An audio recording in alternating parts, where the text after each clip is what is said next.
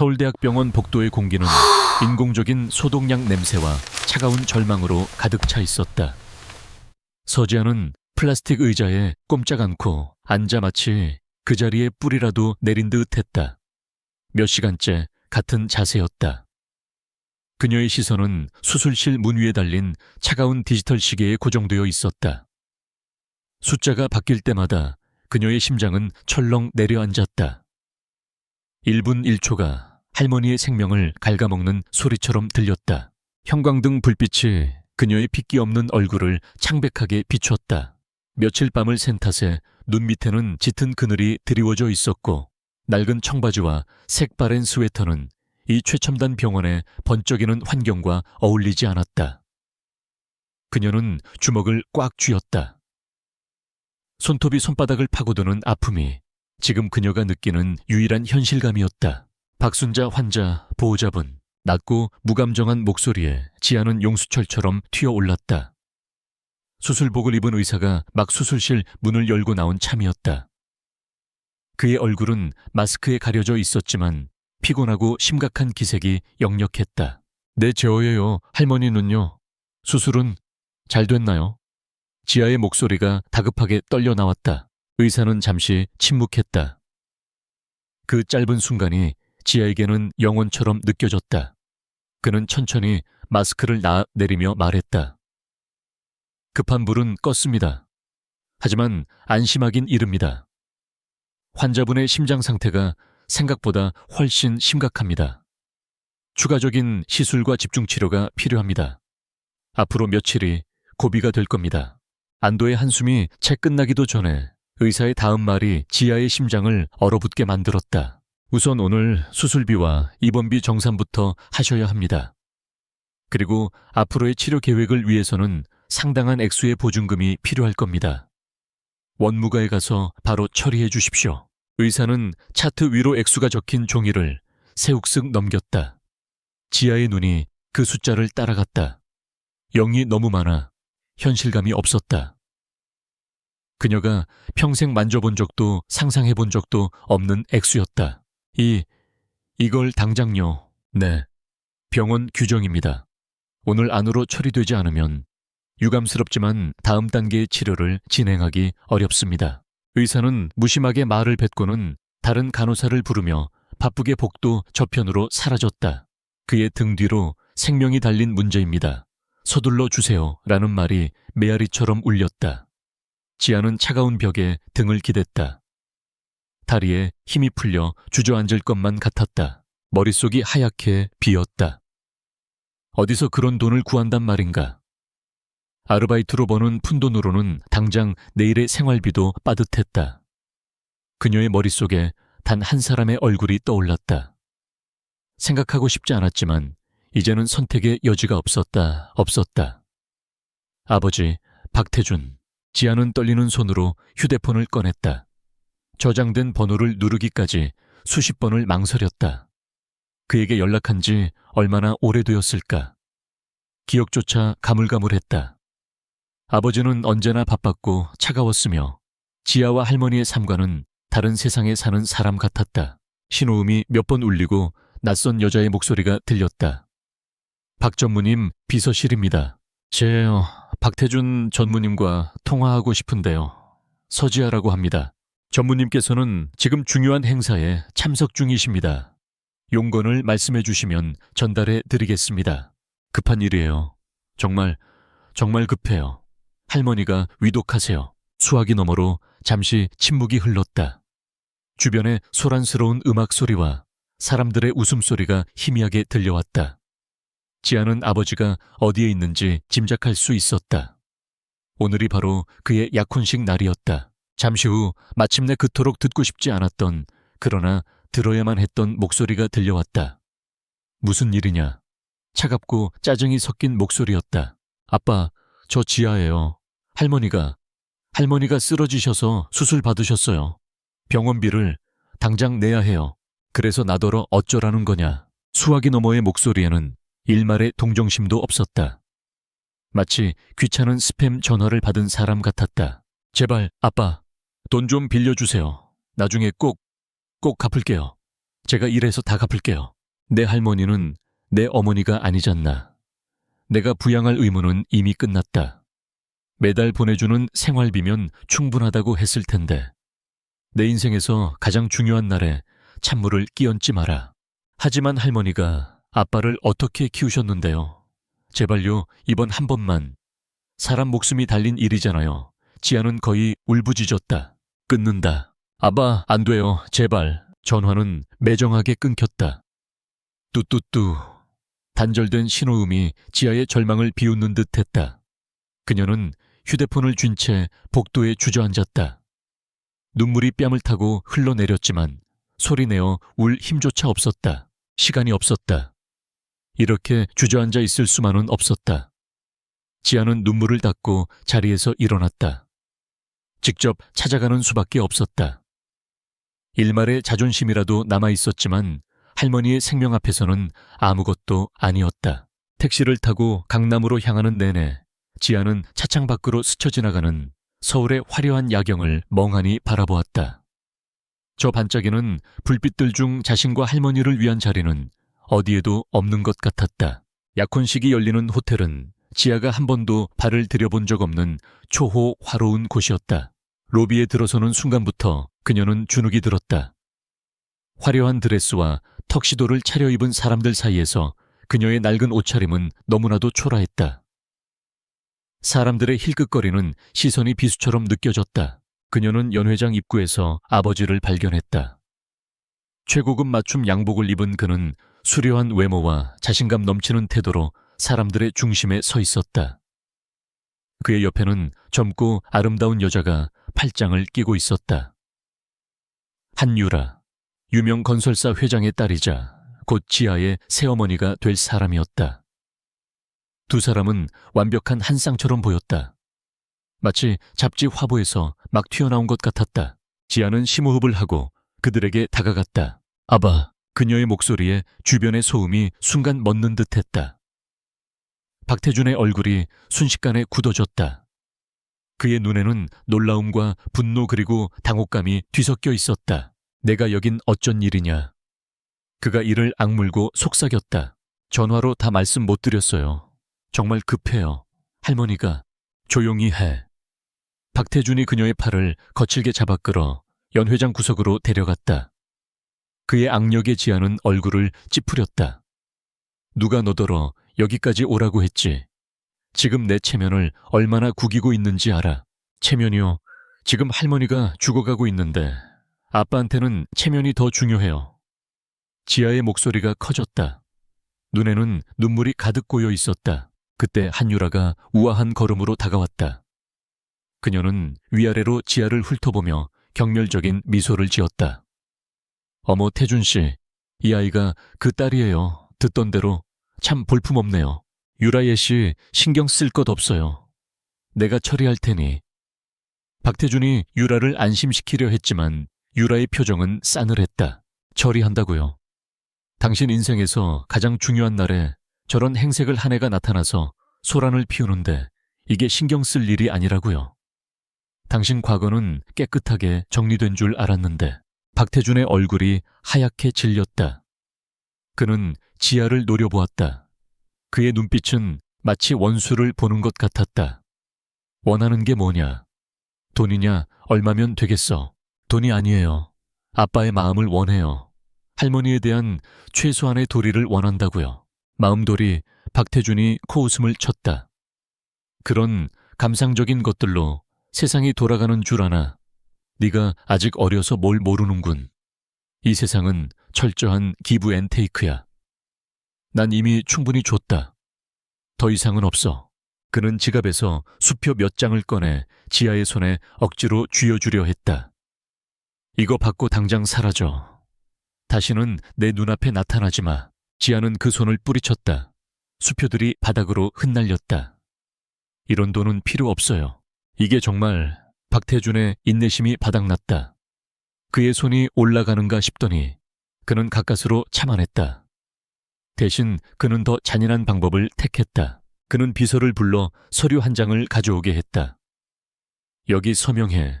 지아의 눈앞에 내밀어진 것은 상속 포기 및 친자관계 단절 각서였다. 이게 뭐예요? 보면 모르겠나. 네가 내 딸이기를 포기하고 내 재산에 대한 모든 권리를 포기하겠다는 각서다. 여기에 지장을 찍으면 네 할머니 수술비 정도는 생각해보지. 지아는 숨을 쉴 수 없었다. 자신의 아버지가 어떻게 이런 요구를 할 수 있단 말인가. 이것은 단순한 돈 문제가 아니었다. 그녀의 존재 자체를 부정하는 행위였다. 주변의 모든 하객들이 숨을 죽이고 이 막장 드라마를 지켜보고 있었다. 그들의 눈에는 호기심과 조롱이 가득했다. 지아는 마치 발가벗겨진 채 광장 한복판에 서 있는 기분이었다. 한유라는 만족스러운 미소를 지으며 박태준의 팔에 다시 매달렸다. 잘 생각했어요, 태준 씨. 불필요한 짐은 빨리 덜어내는 게 현명하죠. 지아는 아버지를 바라보았다. 그의 눈은 얼음장처럼 차가웠다. 일말의 죄책감이나 연민도 찾아볼 수 없었다. 오직 자신의 성공과 야망에 방해가 되는 장애물을 제거하려는 냉혹한 사업가의 얼굴만이 있을 뿐이었다. 그래, 이것이 그의 진심이었다.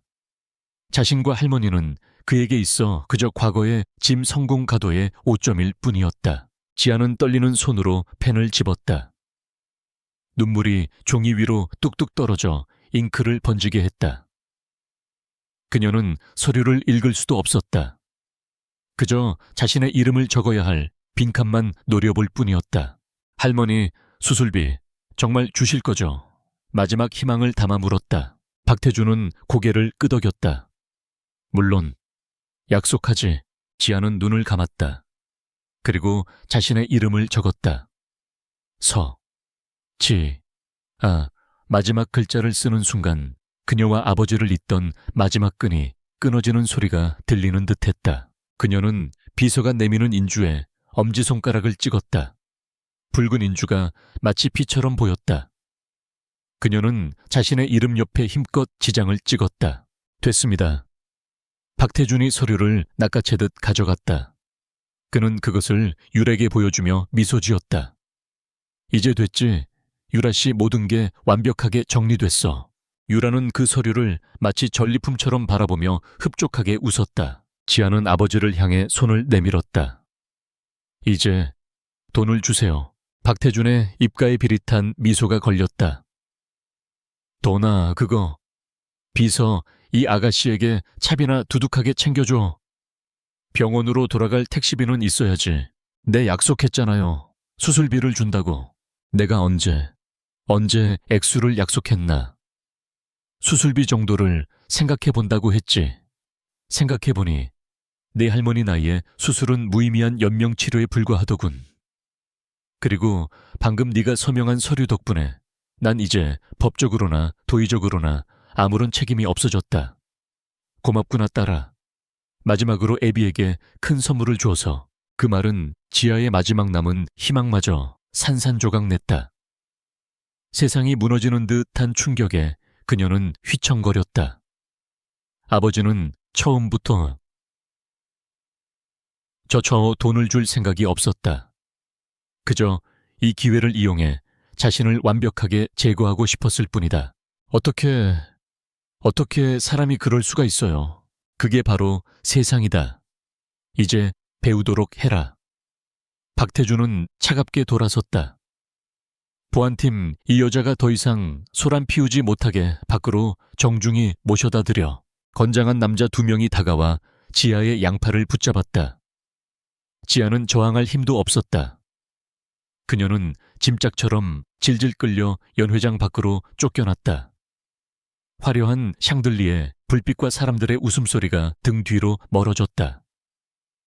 문이 닫히는 순간 그녀는 아버지가 한유라와 축배를 들며 환하게 웃는 모습을 보았다. 호텔 밖 차가운 밤 공기가 그녀의 뺨을 때렸다. 지아는 텅 빈 거리에 홀로 서 있었다. 손에는 비서가 억지로 쥐어준 몇 장의 지폐만 남아있었다. 할머니의 수술비에는 턱없이 부족한 모욕적인 액수였다. 서울의 밤은 그 어느 때보다 깊고 어두웠다. 지아는 고개를 들어 밤하늘을 보았다. 수많은 별들이 반짝이고 있었지만 그녀의 눈에는 그저 차갑고 멀게만 느껴졌다. 이제 정말로 세상에 혼자 남겨진 기분이었다. 강남의 밤거리는 차갑고 무정했다. 박태준의 비서가 쥐어준 몇 푼의 돈은 구겨진 채 지아의 손안에서 온기를 잃어가고 있었다. 그것은 돈이 아니었다. 모욕이었고 그녀의 존재 가치를 매긴 가격표였다. 지아는 비틀거리며 인파속을 걸었다. 화려한 넌사인과 명품 매장의 쇼윈도는 다른 세상의 이야기처럼 아득했다. 그녀의 세계는 오직 병원의 하얀 벽과 할머니의 희미한 숨소리, 그리고 방금 아버지가 내리꽂은 비수 같은 말들로 이루어져 있었다. 이제 어떻게 해야 하나? 막다른 골목이었다. 더 이상 기댈 곳도 손을 내밀 사람도 없었다. 바로 그때 뇌리 깊숙한 곳 애써 잊으려 했던 기억의 파편 하나가 떠올랐다.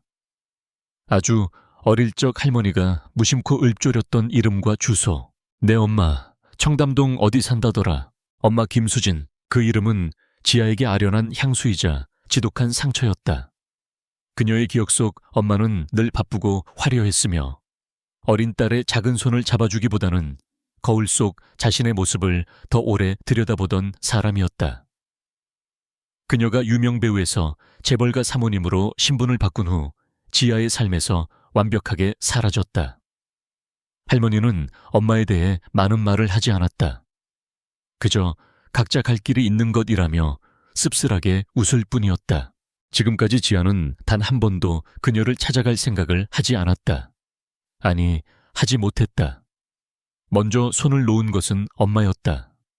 하지만 지금은 달랐다. 할머니의 목숨이 경각에 달려 있었다.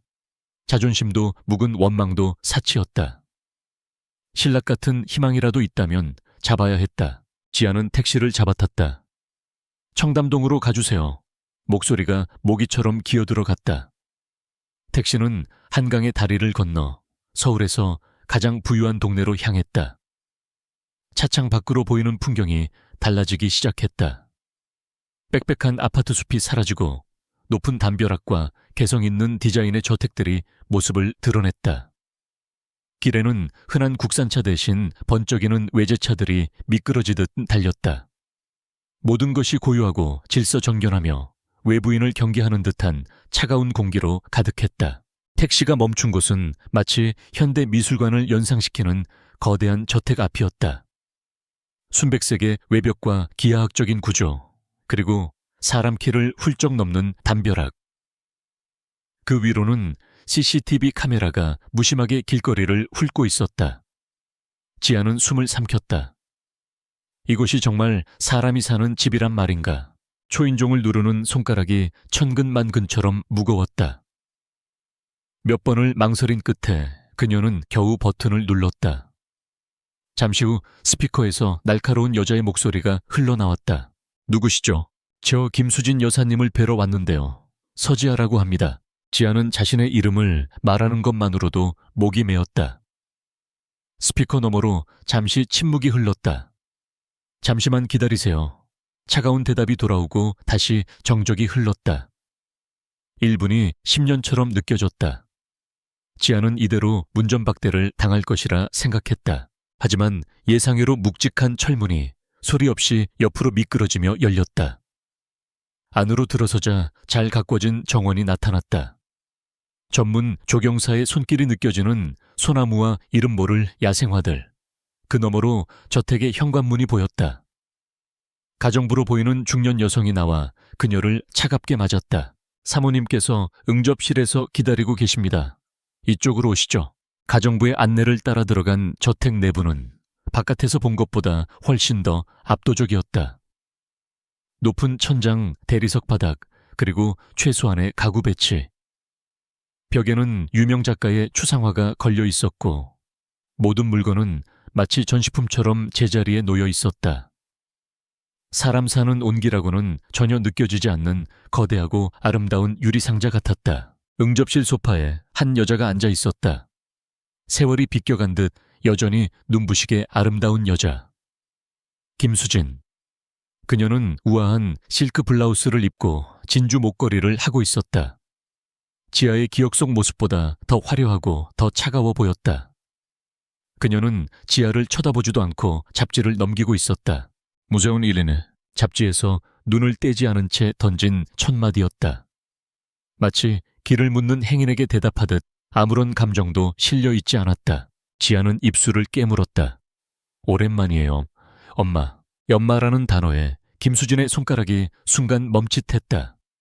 그녀는 천천히 고개를 들어 지아를 바라보았다. 그녀의 눈빛은 낯선 사람을 보는 듯, 그런 듯했다.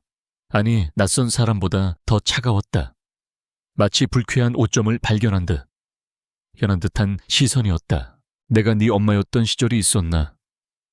그녀의 입가에 옅은 조소가 스쳤다. 본론만 말하렴. 난 바쁜 사람이니까. 지아는 가슴이 미어지는 것 같았다. 지난 수년간 상상했던 재회는 이런 모습이 아니었다. 혹시라도 그녀가 조금이라도 미안해하지 않을까, 자신을 보고 놀라지 않을까 기대했던 자신이 어리석었다. 할머니가 위독하세요. 지아는 준비했던 말을 기계처럼 내뱉었다.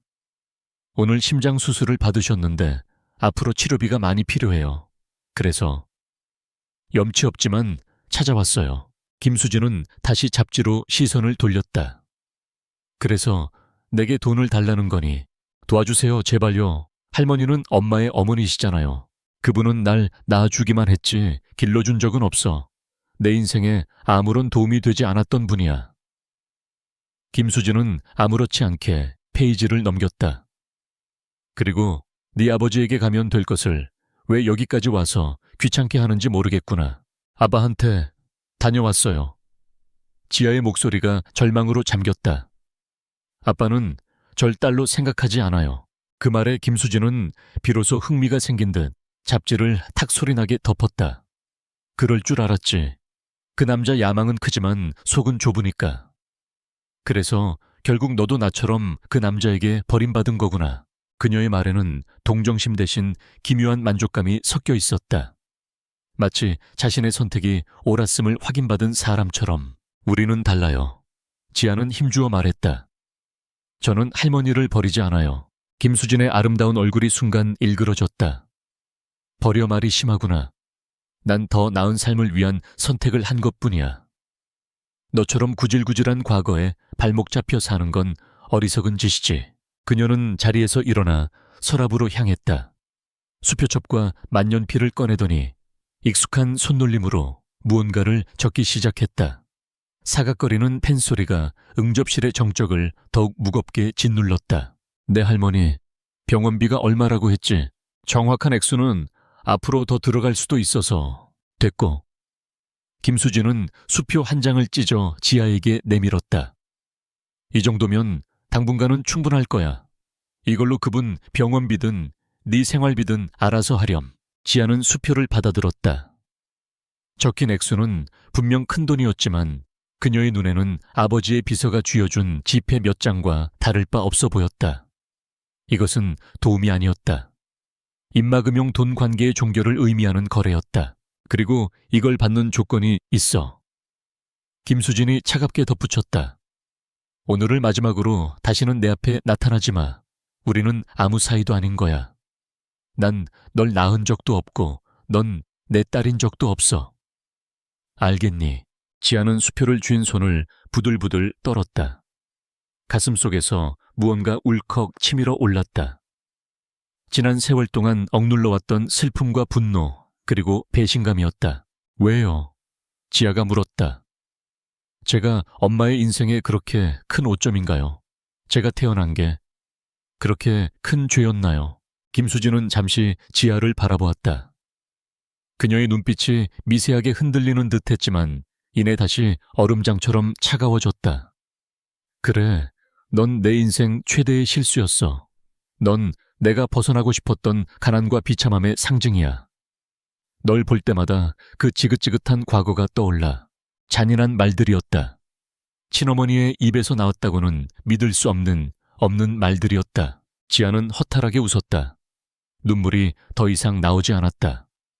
마음속의 무언가가 완전히 부서져 내린 기분이었다. 그녀는 들고 있던 수표를 천천히 그리고 힘주어 반으로 찢었다. 그리고 또다시 반으로 찢었다. 조각난 수표들이 힘없이 바닥으로 흩어졌다. 김수진의 눈이 커졌다. 너 지금 뭐 하는? 필요 없어요. 지아는 단호하게 말했다. 이런 돈은 필요 없어요. 엄마의 동정도 거래도. 오늘 제가 찾아온 건 혹시나 하는 마음에 제 안에 아직 남아있던 아주 작은 미련 때문이었어요. 제 어머니가 괴물은 아닐 거라는 마지막 희망. 그런데 제가 틀렸네요. 그녀는 몸을 돌려 응접실을 나섰다. 한 걸음 한 걸음 내디딜 때마다 조각난 마음의 파편들이 발밑에 박히는 듯했다. 잠깐 서지 못해 등 뒤에 비에서 김수진의 날카로운 목소리가 들려왔다. 네가 지금 누굴 가르치려 들어 가난뱅이 주제에 자존심만 살아서 그렇게 잘났으면 네 힘으로 해결해 보시지. 평생 그렇게 밑바닥에서 살아봐. 지아는 뒤돌아보지 않았다. 그 악담을 들을 가치도 없었다. 그녀는 묵묵히 걸어 현관문을 열고 밖으로 나섰다. 뒤에서 가정부가 당황하며 사모님 하고 외치는 소리가 들렸지만 지아는 아랑곳하지 않았다. 저택의 무거운 철문이 등 뒤에서 닫혔다. 완벽한 단절이었다. 지아는 청담동의 화려하지만 텅 빈 거리를 정처 없이 걸었다. 아버지에게 버림받고 어머니에게 존재를 부정당했다. 그녀는 이제 완벽한 고아였다. 차가운 도시의 밤. 그녀는 하늘을 올려다보았다. 희미한 달빛이 눈물로 얼룩진 그녀의 얼굴을 비추고 있었다. 이제 정말로 세상에 기댈 곳은 단 한 군데도 남지 않았다. 절망의 가장 깊은 밑바닥 그곳에 그녀는 홀로 서 있었다. 청담동의 인공적인 고요함을 뒤로하고 택시에 몸을 실었을 때 서지아는 비로소 자신이 숨을 참고 있었다는 것을 깨달았다. 그녀는 길고 가느다란 숨을 내쉬었지만 가슴을 짓누르는 돌덩이는 사라지지 않았다. 차창 밖으로 서울의 풍경이 빠르게 스쳐 지나갔다.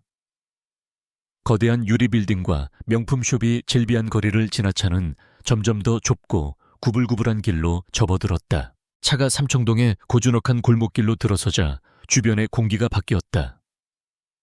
높고 위압적이던 담벼락은 눈높이에 맞는 돌담으로 변했고 차가운 아스팔트 대신 따뜻한 질감의 보도블록이 나타났다. 이곳의 시간은 강남보다 훨씬 느리게 흐르는 듯했다. 기와지붕을 인 한옥들이 어깨를 맞대고 있는 풍경은 지아에게 유일한 안식처였다. 익숙한 대문 앞에 내린 그녀는 잠시 멈춰 섰다. 수십 년의 세월을 견뎌온 낡은 나무 대문. 그 위에는 할머니가 직접 깎아 만든 작은 문패가 달려 있었다. 이곳은 단순한 집이 아니었다. 지아의 세상 그 자체였다. 부모에게 버림받은 어린 시절부터 그녀를 따뜻하게 품어준 유일한 공간. 삐걱거리는 대문을 열고 안으로 들어서자 작은 마당에 심긴 할머니의 장독대와 화초들이 그녀를 맞았다. 달빛을 받은 마당은 고요하고 평화로웠다. 하지만 그 평화로움이 오늘따라 지아의 마음을 더욱 아프게 파고들었다. 이 집의 주인이자 그녀의 세상의 중심인 할머니가 지금 병상에 누워 사투를 벌이고 있었다. 지아는 신발을 벗고 툇마루에 걸터 앉았다. 텅 빈 집은 낯설고 스산했다. 늘 된장찌개 냄새와 할머니의 나직한 노랫소리로 가득 차 있던 공간이었다. 그녀는 무릎에 얼굴을 묻었다. 눈물은 이미 말라버린 지 오래였다. 이제 남은 것은 뼛속까지 시린 공허함과 무력감뿐이었다. 아버지의 냉혹한 거절, 어머니의 잔인한 부정, 두 번의 거대한 파도가 그녀의 삶을 휩쓸고 지나갔다. 그녀는 이제 망망대해에 홀로 떠있는 난파선의 조각 같았다. 얼마나 지났을까? 밤이 깊어지고 차가운 밤이슬이 옷을 적실 때쯤 지아는 비틀거리며 방으로 들어갔다. 할머니의 채취가 희미하게 남아있는 이불 속으로 파고들었다. 따뜻함 대신 서늘한 냉기가 느껴졌다. 그녀는 몸을 웅크렸다. 지난 며칠간의 피로가 한꺼번에 몰려왔다. 의식은 저 깊은 심연 속으로 천천히 가라앉았다. 그리고 그녀는 꿈을 꾸었다. 꿈속에서 그녀는 낯선 서재에 서 있었다. 사방의 벽은 천장까지 닿는 책장으로 가득 차 있었고 공기 중에는 묵향과 오래된 종이 냄새가 섞여 있었다. 창호지를 바른 문틈으로 들어온 햇살이 방 안의 먼지들을 금빛으로 물들이고 있었다. 한 노인이 책상에 앉아 붓글씨를 쓰고 있었다. 쪽빛 도포에 갓을 쓴 모습. 얼굴은 그림자에 가려 잘 보이지 않았지만 지아는 왠지 모를 친근함과 존경심을 느꼈다. 그는 지아가 들어온 것을 알았지만 하던 일을 멈추지 않았다. 먹을 듬뿍 찍은 붓이 화선지 위를 막힘없이 나아갔다. 그의 움직임은 고요한 강물처럼 부드럽고 힘이 있었다. 한참 후 그가 붓을 내려놓고 고개를 들었다. 지아는 숨을 멈췄다. 온화하면서도 학자의 깊이가 느껴지는 눈빛. 할머니의 앨범 속에서 뵌 적 있는 얼굴이었다. 조선시대의 이름난 학자이자 그녀의 아주 먼 할아버지였다. 그는 아무 말도 하지 않았다. 그저 지아를 향해 부드럽게 미소 지을 뿐이었다. 그리고 천천히 손을 들어 한쪽 구석을 가리켰다. 그의 손끝이 향한 곳은 천장으로 이어지는 작은 다락이었다. 그는 다시 한번 다락을 가리키고는 고개를 끄덕였다. 마치 저곳으로 가보거라 하고 말하는 듯했다. 그의 모습이 점점 희미해지기 시작했다. 지아는 다급하게 그를 불렀지만 목소리가 나오지 않았다. 그의 모습은 아지랑이처럼 흩어져 사라졌고 서재의 풍경도 함께 녹아내렸다. 할아버지, 지아는 소스라치게 놀라며 잠에서 깨어났다. 온몸이 식은땀으로 젖어 있었다. 창밖은 아직도 칠흑 같은 어둠에 잠겨 있었다. 심장이 미친 듯이 뛰고 있었다. 그저 꿈일 뿐이었다. 너무나도 생생해서 현실 같았던 꿈. 지아는 거친 숨을 몰아쉬며 자리에서 일어났다. 할아버지의 온화한 눈빛과 그가 가리키던 손짓이 뇌리에서 떠나지 않았다. 다락. 그는 분명 다락을 가리켰다. 이 집의 다락은 거의 사용하지 않는 공간이었다. 오래된 물건들을 쌓아두는 창고 같은 곳. 할머니는 허리가 아프시다며 그곳에 올라가는 것을 꺼려했다. 지아 역시 어릴 적 몇 번 호기심에 올라가 본 것이 전부였다. 그곳에 뭐가 있다는 거지. 말도 안 되는 생각이었다. 절망적인 상황이 헛된 꿈을 꾸게 만든 것이리라. 하지만 지아는 무언가에 이끌리듯 자리에서 일어났다. 지금 그녀는 지푸라기라도 잡고 싶은 심정이었다. 믿져야 본전이었다. 그녀는 작은 방 구석에 있는 다락으로 향했다. 삐걱거리는 사다리를 조심스럽게 밟고 올라갔다. 다락 문을 열자 캐캐 묵은 먼지 냄새가 훅 끼쳐왔다. 손전등 불빛이 어둠을 가르자 수십 년의 세월이 쌓인 잡동사니들이 모습을 드러냈다. 낡은 교자상 이가 빠진 녹그릇들, 할아버지의 유품인 낡은 양복들. 지아는 꿈속 할아버지의 모습을 떠올리며 다락 안쪽으로 천천히 발을 옮겼다. 불빛이 닿는 곳마다 먼지가 자욱하게 피어올랐다. 그리고 다락 가장 깊숙한 구석, 거미줄이 겹겹이 쳐진 곳에서 그녀는 그것을 발견했다. 꿈에서 본 것과 똑같은 오래된 나무 괴짝이었다. 오동나무로 만들어진 괴짝은 세월의 흔적을 고스란히 간직하고 있었다. 표면은 거칠어졌고 모서리는 닳아 있었다. 하지만 섬세한 나비 모양의 경첩과 자물쇠는 여전히 제 모습을 유지하고 있었다. 지아는 심장이 두근거리는 것을 느끼며 손을 뻗었다. 자물쇠는 잠겨 있지 않았다. 삐걱거리는 소리와 함께 괴짝의 뚜껑이 열렸다. 안에는 오래된 책들이 가득했다. 끈으로 묶인 고서들, 누렇게 변색된 종이 뭉치들, 그리고 벼루와 붓 같은 학자의 물건들이 들어있었다. 지아는 실망감을 감출 수 없었다. 이것이 전부란 말인가. 그녀는 혹시나 하는 마음에 책들을 하나씩 조심스럽게 드러내기 시작했다. 책장 사이사이에서 마른 꽃잎이 바스러져 나왔다.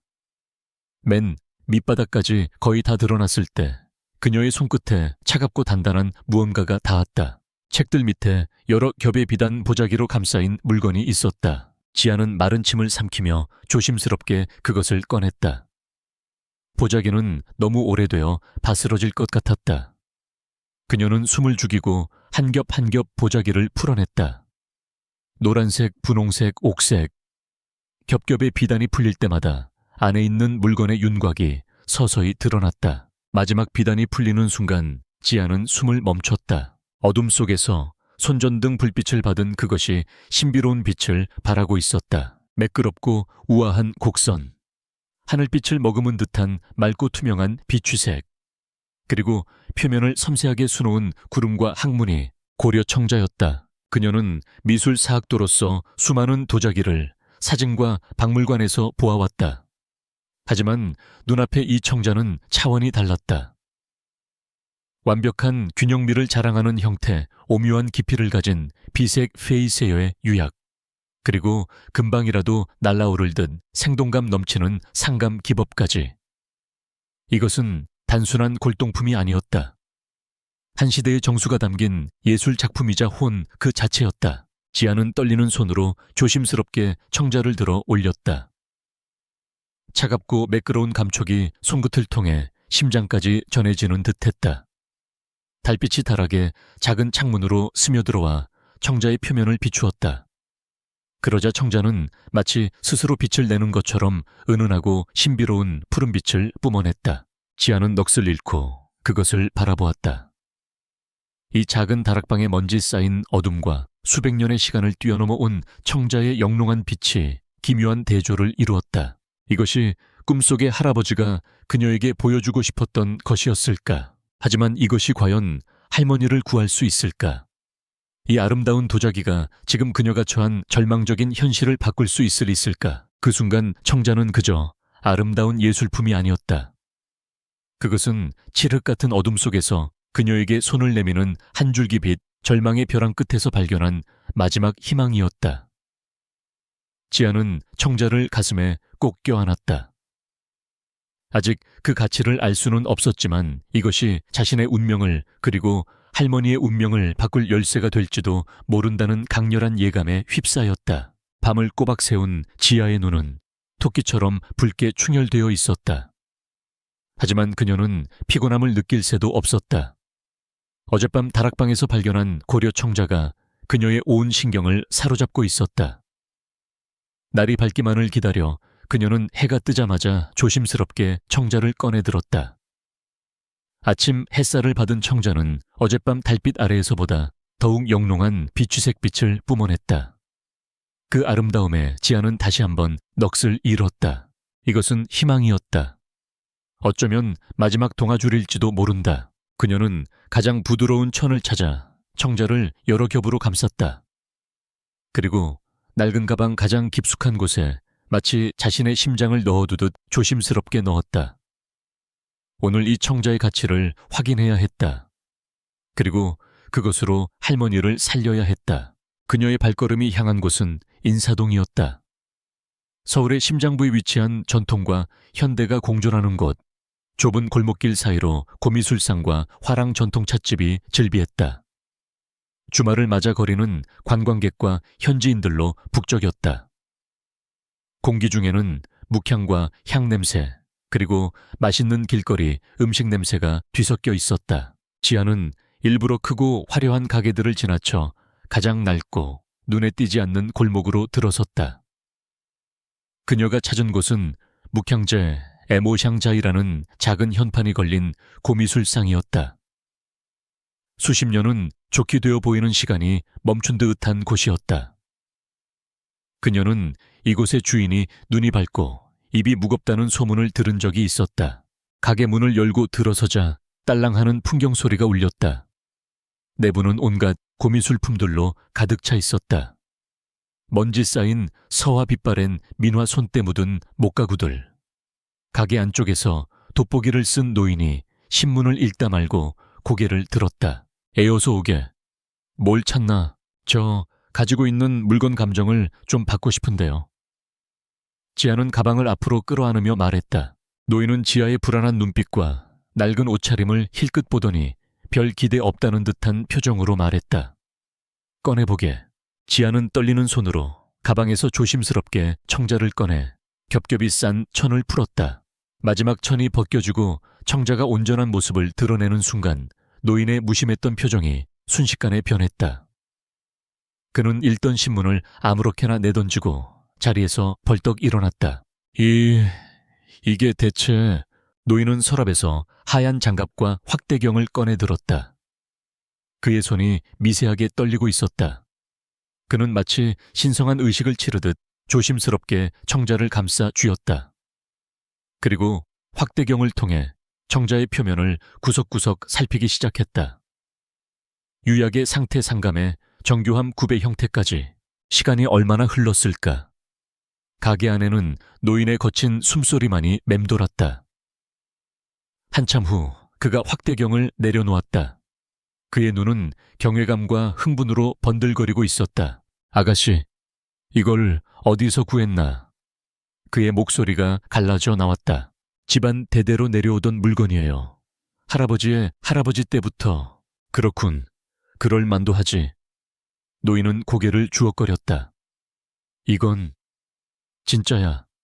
12세기 고려 상가문학문 매병. 이토록 완벽한 상태로 보존된 것은 수십 년 만에 처음 보네. 아니, 내 평생의 처음이야. 그럼 가치가 얼마나 될까요? 지아는 마른 침을 삼키며 물었다. 노인은 잠시 지아를 빤히 쳐다보았다. 그의 눈빛은 복잡했다. 연민과 탐욕이 뒤섞인 듯한 눈빛. 가치를 논할 수 있는 물건이 아니야. 이건 돈의 문제가 아니네. 국보급이야, 국보급. 그는 잠시 망설이더니 가게 안쪽으로 들어갔다. 잠깐만 기다리게. 내가 아는 분께 확인을 좀 받아봐야겠어. 이건 나 혼자 감당할 물건이 아니야. 노인은 다급하게 어딘가로 전화를 걸기 시작했다. 그의 목소리는 잔뜩 상기되어 있었다. 지아는 그의 통화 내용을 어렴풋이 들을 수 있었다. 회장님, 믿으실지 모르겠습니다만 제 가게에 지금 진짜가 나타났습니다. 지아는 불안해졌다. 일이 너무 커지는 것 같았다. 그녀는 그저 조용히 가치를 확인하고 병원비를 마련할 방법을 찾고 싶었을 뿐이다. 얼마 지나지 않아 가게의 풍경 소리가 요란하게 울리며 한 무리의 사람들이 닥치듯 들어왔다. 검은 양복을 입은 남자들에게 둘러싸인 한 노인이었다. 희끗희끗한 머리에 기품 있는 얼굴. 그는 값비싼 한복을 단정하게 차려입고 있었다. 평범한 노인이 아니었다. 그의 몸에서는 범접할 수 없는 권위와 위엄이 느껴졌다. 묵향제 주인은 허리가 부러져라 인사를 했다. 회장님, 이렇게 누추한 곳까지 친히 걸음하시다니요.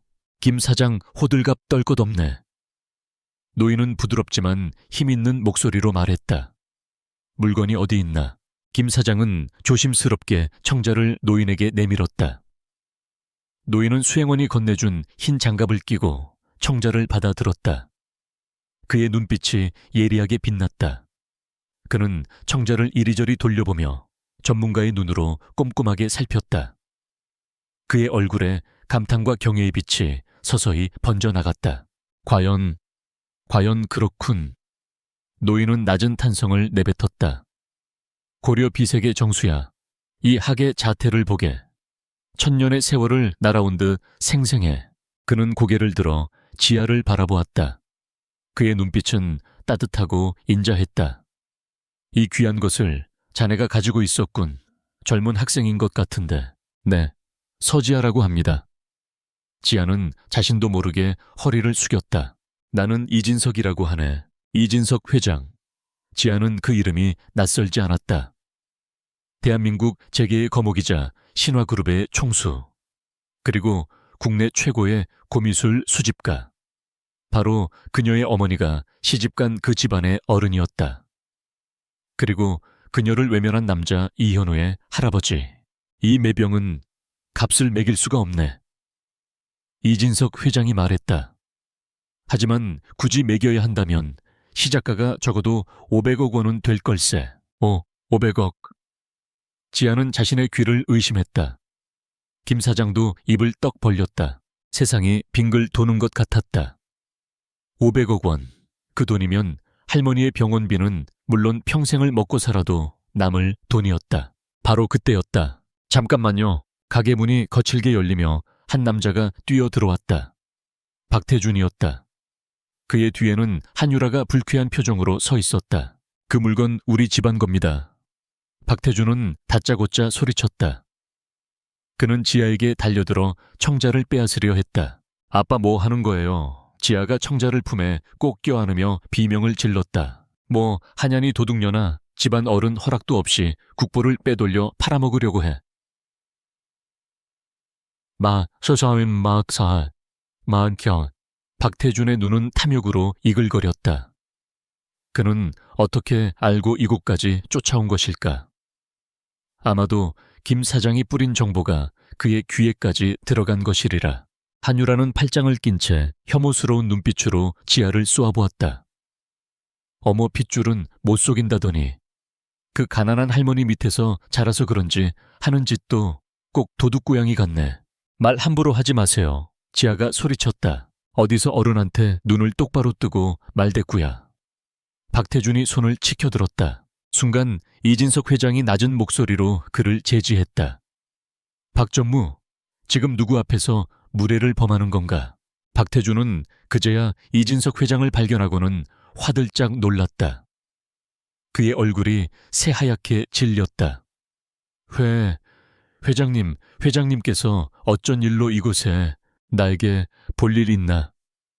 이진석 회장의 목소리는 여전히 부드러웠지만 그 안에는 서리빨 같은 위엄이 서려 있었다. 이 매병은 여기 있는 서지아 학생의 소유일세. 자네와는 상관없는 물건이야. 아닙니다, 회장님. 저 아이는 제 딸입니다. 그러니 저 아이의 물건은 곧 제 물건이기도 합니다. 저 철없는 것이 집안의 가보를 멋대로 처분하려 하기에 제가 바로잡으러 온 것입니다. 박태준은 뻔뻔하게 둘러댔다. 지아는 기가 막혔다. 불과 어제 자신을 딸이 아니라며 내쳤던 사람이 아니던가. 돈 앞에서 그의 말은 손바닥 뒤집듯 바뀌었다. 딸이라고 이진석 회장의 눈썹이 살짝 치켜 올라갔다. 내가 듣기로는 어젯밤에 친자 관계를 단절하는 서류에 지장까지 찍었다고 하던데. 박태준의 얼굴이 흑빛이 되었다. 이진석 회장의 정보력은 상상 이상이었다. 그것은 오해가. 변명은 듣고 싶지 않네. 당장 이 가게에서 나가게. 하지만 박태준은 쉽게 물러서지 않았다. 500억 원이라는 돈이 그의 이성을 마비시킨 듯 했다. 못 나갑니다. 저 청자는 제가 가져가야겠습니다. 그는 다시 지아에게 달려들었다. 가게 안은 순식간에 아수라장이 되었다. 김 사장은 어쩔 줄 몰라 발만 동동 굴렀고 이진석 회장의 수행원들이 박태준을 막아섰다. 바로 그 순간 가게 문이 다시 한번 열렸다. 그만하시죠, 아버지. 얼음처럼 차갑고 단호한 목소리. 모두의 시선이 문 쪽으로 쏠렸다. 그곳에는 훤칠한 키에 완벽한 수트 차림의 젊은 남자가 서 있었다. 날카로운 턱선과 지적인 눈매. 무심한 듯 보이지만 모든 것을 꿰뚫어 보는 듯한 깊은 눈빛을 가진 남자. 이현우였다. 그는 성큼성큼 안으로 들어왔다. 그의 등장만으로도 소란스럽던 가게 안의 공기가 무겁게 가라앉았다. 그는 먼저 할아버지인 이진석 회장에게 가볍게 고개를 숙여 인사했다. 그리고 박태준을 막아서듯 지아의 앞을 가로막았다. 여긴 어쩐 일이냐, 현우야? 이진석 회장이 물었다. 소란스러운 소리가 들려서 와봤습니다. 이현우는 박태준을 차갑게 쏘아보며 말했다. 박 전무님, 공과 사는 구분하셔야죠. 신화그룹의 파트너사 전무라는 분이 길거리에서 이게 무슨 추태입니까? 자네가 상관할 일이 아니야. 상관할 일이 왜 없습니까? 이현우의 시선이 잠시 지아에게 머물렀다. 그의 눈빛에 스친 것은 동정이었을까? 혹은 다른 무언가였을까? 서지아 씨는 저희 할아버지의 손님입니다. 그리고 저는 제 손님을 함부로 대하는 것을 용납하지 않습니다. 그는 박태준을 지나쳐 지아에게 다가갔다. 그리고 낮은 목소리로 물었다. 괜찮습니까, 서지아 씨? 지아는 아무 말도 할 수 없었다. 자신을 버린 어머니의 의부사들. 세상에서 가장 낯설고 불편해야 할 사람이 지금 그녀를 지키기 위해 서 있었다. 이 아이러니한 상황 앞에서 그녀는 그저 혼란스러운 눈으로 그를 바라볼 뿐이었다. 몇 달의 시간이 흘렀다. 그 시간 동안 서지아의 삶은 롤러코스터처럼 요동쳤다. 이진석 회장의 도움으로 고려 청자는 국립중앙박물관의 수장고에 안전하게 보관되었다. 소유권 분쟁이 끝날 때까지 국가가 직접 관리하기로 한 것이다. 박태주는 약속이라도 한 듯 곧바로 소유권을 주장하는 소송을 제기했다. 그는 지아가 미성년자일 때부터 집안에 있던 가보를 훔친 것이라 주장했고 온갖 언론에 자신을 피해자로 포장하는 기사를 내보냈다. 세상은 국보급 청자를 둘러싼 재벌가의 추악한 진실 공방이라며 떠들어댔다. 신화그룹은 최고의 로펌을 붙여 지아를 변호했다. 이현우는 법적인 문제뿐만 아니라 언론의 과도한 관심으로부터 지아를 보호하기 위해 보이지 않는 곳에서 애썼다. 할머니의 병세는 다행히 고비를 넘기고 안정을 되찾았지만 꾸준한 치료와 요양이 필요했다. 막대한 병원비는 이진석 회장이 미리 빌려주는 것이라며 대납해 주었지만 지아는 그것이 언젠가 갚아야 할 거대한 빚이라는 사실을 잊지 않았다. 결국 500억 원이라는 천문학적인 돈은 그림의 떡일 뿐 그녀의 손에 들어온 것은 아무것도 없었다. 지아의 삶은 다시 원래의 궤도로 돌아왔다. 아니, 이전보다 더 힘겨워졌다. 그녀는 학교를 다니며 밤낮으로 아르바이트를 해야 했다. 카페, 편의점, 과외. 몸이 2개라도 모자랄 지경이었다. 세상의 호기심 어린 시선과 동정 혹은 질투 섞인 수군거림은 그녀를 더욱 지치게 만들었다. 그리고 오늘 새하 학기 등록 마지막 날이었다. 서울대학교의 관악 캠퍼스는 초가을의 햇살 아래 싱그러운 활기로 넘쳐났다. 학생들의 웃음소리, 동아리 홍보 구호, 잔디밭에 둘러앉아 미래를 이야기하는 젊음의 풍경. 하지만 행정관 건물, 안등록금, 수납 창구 앞의 공기는 바깥과 사뭇 달랐다. 길게 늘어선 줄, 학생들의 초조한 얼굴, 그리고 기계적으로 업무를 처리하는 직원들의 무표정. 지아는 1시간 넘게 줄을 선 끝에 겨우 창구 앞에 설 수 있었다. 그녀는 떨리는 손으로 학생증과 등록금 고지서를 내밀었다. 서지아 학생 인문대학 고고미술사학과. 맞으시죠? 직원이 모니터를 보며 물었다. 네. 카드 결제하시겠어요? 네. 지아는 아르바이트비를 모아둔 체크카드를 내밀었다. 제발 잔액이 남아있기를. 지난달 할머니의 간병인 비용을 지불하고 남은 돈이 빠듯했다. 직원이 카드를 단말기에 긁었다. 삐빅. 차가운 기계음과 함께 모니터에 잔액 부족이라는 붉은 글씨가 떴다. 직원의 미간이 찌푸려졌다. 학생 잔액이 부족한데요. 그의 목소리는 필요 이상으로 컸고 주변의 시선이 순식간에 지아에게 쏠렸다. 아, 죄송합니다. 제가 착각했나 봐요. 혹시 분할 납부 신청은 마감됐나요? 분할 납부 신청 기간은 지난주까지였습니다. 직원은 귀찮다는 듯이 대답했다. 등록금 미납 시 학칙에 따라 제적 처리될 수 있습니다. 오늘 마감 시간까지 납부하셔야 해요. 그의 사무적인 말이 비수처럼 지아의 가슴에 박혔다. 제적. 그 단어가 뇌리를 맴돌았다. 할머니의 유일한 자랑이자 그녀가 가난 속에서도 놓지 않았던 마지막 희망이 바로 이 학교였다. 바로 그때 등 뒤에서 비웃음 섞인 목소리가 들려왔다. 어머, 이게 누구야? 서지아 아니니? 고개를 돌리자 명품으로 온몸을 치장한 여학생 무리가 서 있었다. 중심에 있는 여자는 한유라의 사촌 동생으로 학교에서도 아나무인으로 유명한 강민서였다. 그녀와 그녀의 친구들은 노골적인 조롱의 눈빛으로 지아를 위아래로 훑어보았다. 세상에, 너 여기서 뭐해? 등록금 낼 돈도 없었나 봐. 하긴 네가 입고 있는 옷 보니까 알만하다. 민서가 과장되게 코를 막으며 말했다. 주변 학생들이 웅성거리기 시작했다. 저 애가 그 고려청자계 아냐? 결국 사기극이었나 보네. 재벌 아빠한테 버림받았다더니 진짜였구나. 수군거림이 날카로운 파편처럼 지아의 귀에 박혔다. 난 또 수백억대 자산가 되신 줄 알았잖아. 웬일이야. 우리랑 같은 곳에서 줄을 서고. 영광인데 민서의 친구 중 한 명이 킥킥거리며 거들었다. 지아는 입술을 깨물었다. 얼굴이 화끈거려 불타는 것 같았다. 그녀는 이들을 무시하고 다시 직원에게 고개를 돌렸다. 정말 다른 방법이 없을까요? 제가 사정이 있어서 납부 유예 신청이라도. 학생 규정은 규정입니다. 안타깝지만 어쩔 수 없네요. 직원은 단호했다. 민서는 그 모습을 놓치지 않고 더욱 기세등등하게 나섰다. 얘 들었지? 돈 없으면 학교 다닐 생각하지 마. 어디서 불쌍한 척이야. 네가 그 청자로 한몫 단단히 챙겼다는 소문이 파다하던데 그 돈은 다 어디 가고 여기서 이러고 있니? 혹시 전문가들이 가짜라고 판정이라도 했나? 민서야, 넌 그것도 몰라. 쟤네 아빠가 소송 걸었잖아. 자기 물건 훔쳐간 거라고. 꼴 좋다 정말. 그들의 대화는 모든 사람이 들을 수 있을 만큼 컸다. 지아는 수치심에 몸이 떨렸다. 도망치고 싶었지만 발이 바닥에 붙어버린 듯 움직이지 않았다. 여기서 포기하면 모든 것이 끝장이었다. 그녀는 눈을 질끈 감았다.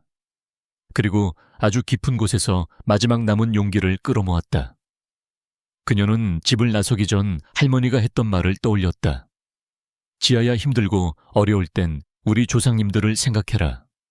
그분들이 물려주신 것은 돈으로 살 수 없는 귀한 것들이란다. 그걸 믿어야 한다. 지아는 결심했다.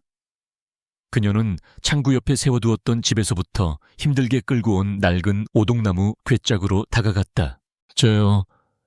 이걸로는 안 될까요? 지아가 괴짝을 창구 앞으로 밀자 주변의 비웃음 소리가 더욱 커졌다. 세상에, 쟤 지금 뭐 하는 거야?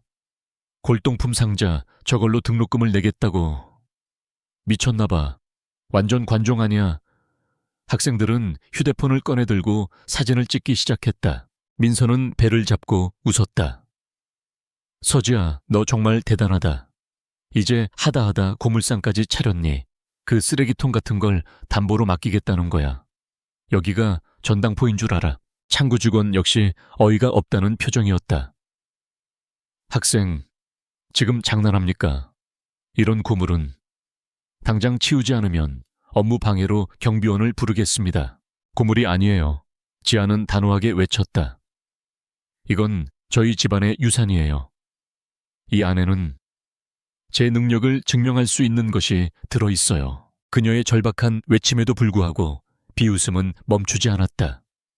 그들에게 이 낡은 괴짝은 그저 우스꽝스러운 소품일 뿐이었다. 지아는 그들의 시선을 온몸으로 받으며 괴짝의 낡은 경첩을 열었다. 사람들의 시선이 일제히 괴짝 안으로 쏠렸다. 그 안에는 무엇이 들어있을까? 혹시 또 다른 도자기가 아니면 금은 보화라도. 하지만 괴짝 안은 텅 비어 있었다. 오직 누렇게 변색된 한지 두루마리 하나만이 덩그러니 놓여 있을 뿐이었다. 폭소가 터져 나왔다. 저게 다야. 무슨 낡은 종이 쪼가리 하나네. 역시 사기꾼이었어. 직원은 이제 완전히 인내심을 잃었다. 학생, 더 이상은 못 참습니다. 당장 등록금을 내지 않으면 지금 바로 제적 처리하겠습니다. 지아는 주변의 모든 소음으로부터 스스로를 차단했다. 그녀의 눈에는 오직 괴짝 안에 두루마리만이 보였다. 이것이 할머니가 말씀하신 믿음이었다. 이것이 꿈속에 할아버지가 남긴 마지막 유산이었다. 그녀는 떨리는 손으로 조심스럽게 두루마리를 꺼내들었다. 수백 년은 좋게 되었을 법한 한지는 금방이라도 바스러질 듯 위태로워 보였다. 이걸 담보로 받아주세요. 지아는 두루마리를 직원 앞으로 내밀었다. 그녀의 목소리는 작았지만 그 안에는 더 이상 물러설 곳 없는 자의 결연함이 담겨 있었다. 이것의 가치를 곧 알게 되실 거예요. 그녀는 자신이 지금 얼마나 어리석고 무모하게 보이는지 잘 알고 있었다. 하지만 이것이 그녀가 할 수 있는 전부였다. 그녀의 마지막 자존심이자 마지막 희망이었다. 행정실의 공기는 경멸과 조롱으로 가득 차 있었다. 서지아는 그 중심에 서서 마치 투명 인간이 된 듯한 기분을 느꼈다. 그녀가 내민 낡은 한지 두루마리는 창구 직원의 책상 위에서 위태롭게 놓여 있었다. 그것은 더 이상 단순한 종이가 아니었다. 지아의 마지막 자존심이자 할머니의 생명, 그리고 그녀의 미래가 걸린 모든 것이었다. 학생, 정말 마지막 경고입니다. 창구 직원이 경비원을 부르려는 듯 수화기를 들며 말했다. 이런 장난으로 학교 행정을 마비시킬 생각 마세요. 당장 이걸 가지고... 잠깐만요. 그때 소란을 듣고 다가온 한 중년 남자가 그들의 대화에 끼어들었다. 그는 뿔테 안경을 쓴 인상이 날카로운 남자였다. 고고미술사학과의 강 교수였다. 그는 전공자라는 권위의식에 사로잡혀 학생들을 무시하기로 유명했다. 이게 무슨 소란인가? 강 교수는 지하를 한번 훑어보고는 책상 위에 두루마리로 시선을 옮겼다. 그는 콧방귀를 뀌며 말했다. 서지아 학생 아니던가. 자네가 그 유명한 고려 청자 소동의 주인공이었지. 이번엔 또 뭔가 이런 누더기 같은 종이 쪼가리로 뭘 하려는 겐가가. 그는 장갑도 끼지 않은 맨손으로 두루마리를 집어들더니 대충 펼쳐보았다. 흠글씨체는 그럴싸하게 흉내냈지만 먹의 농담이나 종이의 질이 형편없군. 이런 건 인사동에 가면 10,000원에 한 5씩 살 수 있는 싸구려 위조품이야. 학생 학교 망신시키지 말고 어서 이걸 가지고 사라지게. 강 교수의 단언에 학생들 사이에서 다시 한번 비웃음이 터져 나왔다. 강민서는 이제 대놓고 깔깔거리며 휴대폰으로 동영상을 찍고 있었다. 봤지? 전문가가 위조품이래. 쟤 완전 허언증 말기인가 봐. 모든 희망이 사라지는 순간이었다. 지아는 눈앞이 캄캄해졌다. 자신의 믿음이, 할머니의 가르침이, 그리고 꿈속 할아버지의 손짓이 모두 헛된 망상이었단 말인가. 그녀는 두루마리를 돌려받아 괴짝에 넣고 이 수치스러운 자리를 떠나야겠다고 생각했다. 바로 그때 행정실 입구에서 나지막하고 기품 있는 목소리가 울려 퍼졌다. 강 교수, 남의 귀한 물건을 맨손으로 그렇게 함부로 다루는 법이 어디 있어. 모두의 시선이 소리가 난 곳으로 향했다. 문께는 백발이 성성한 노 교수가 서 있었다. 그는 대한민국 사학계의 태두이자 조선시대사 연구의 최고 권위자인 윤승우 명예교수였다. 그는 은퇴했지만 여전히 학교에 나와 연구를 계속하고 있었다. 그의 등장에 행정실의 모든 소음이 거짓말처럼 멎었다. 강 교수의 얼굴은 새하얗게 질렸다. 교 교수님, 어쩐 일로 이곳에? 강 교수는 허둥지둥 두루마리를 책상 위에 내려놓으며 허리를 숙였다. 윤 교수는 그에게 눈길도 주지 않고 천천히 창구 앞으로 걸어왔다. 그의 시선은 책상 위의 두루마리에 고정되어 있었다. 소란스러워서 와보니 흥미로운 물건이 있구먼. 내가 좀 봐도 되겠소. 그의 말은 질문이었지만 거절할 수 없는 무게를 담고 있었다. 직원은 황급히 의자를 내어왔고 다른 직원은 하얀 장갑과 확대경을 가져왔다. 윤 교수는 지아를 향해 부드럽게 고개를 끄덕여 보이고는 의자에 앉아 장갑을 꼈다. 그는 마치 아기 다루듯 조심스럽게 두루마리를 들었다. 그의 손길 하나하나에 수십 년간 역사를 다뤄온 자의 경건함이 묻어났다. 그는 확대경을 꺼내들어 한지의 결부터 살피기 시작했다. 당나무로 만든 전주지, 찬초우 지로군.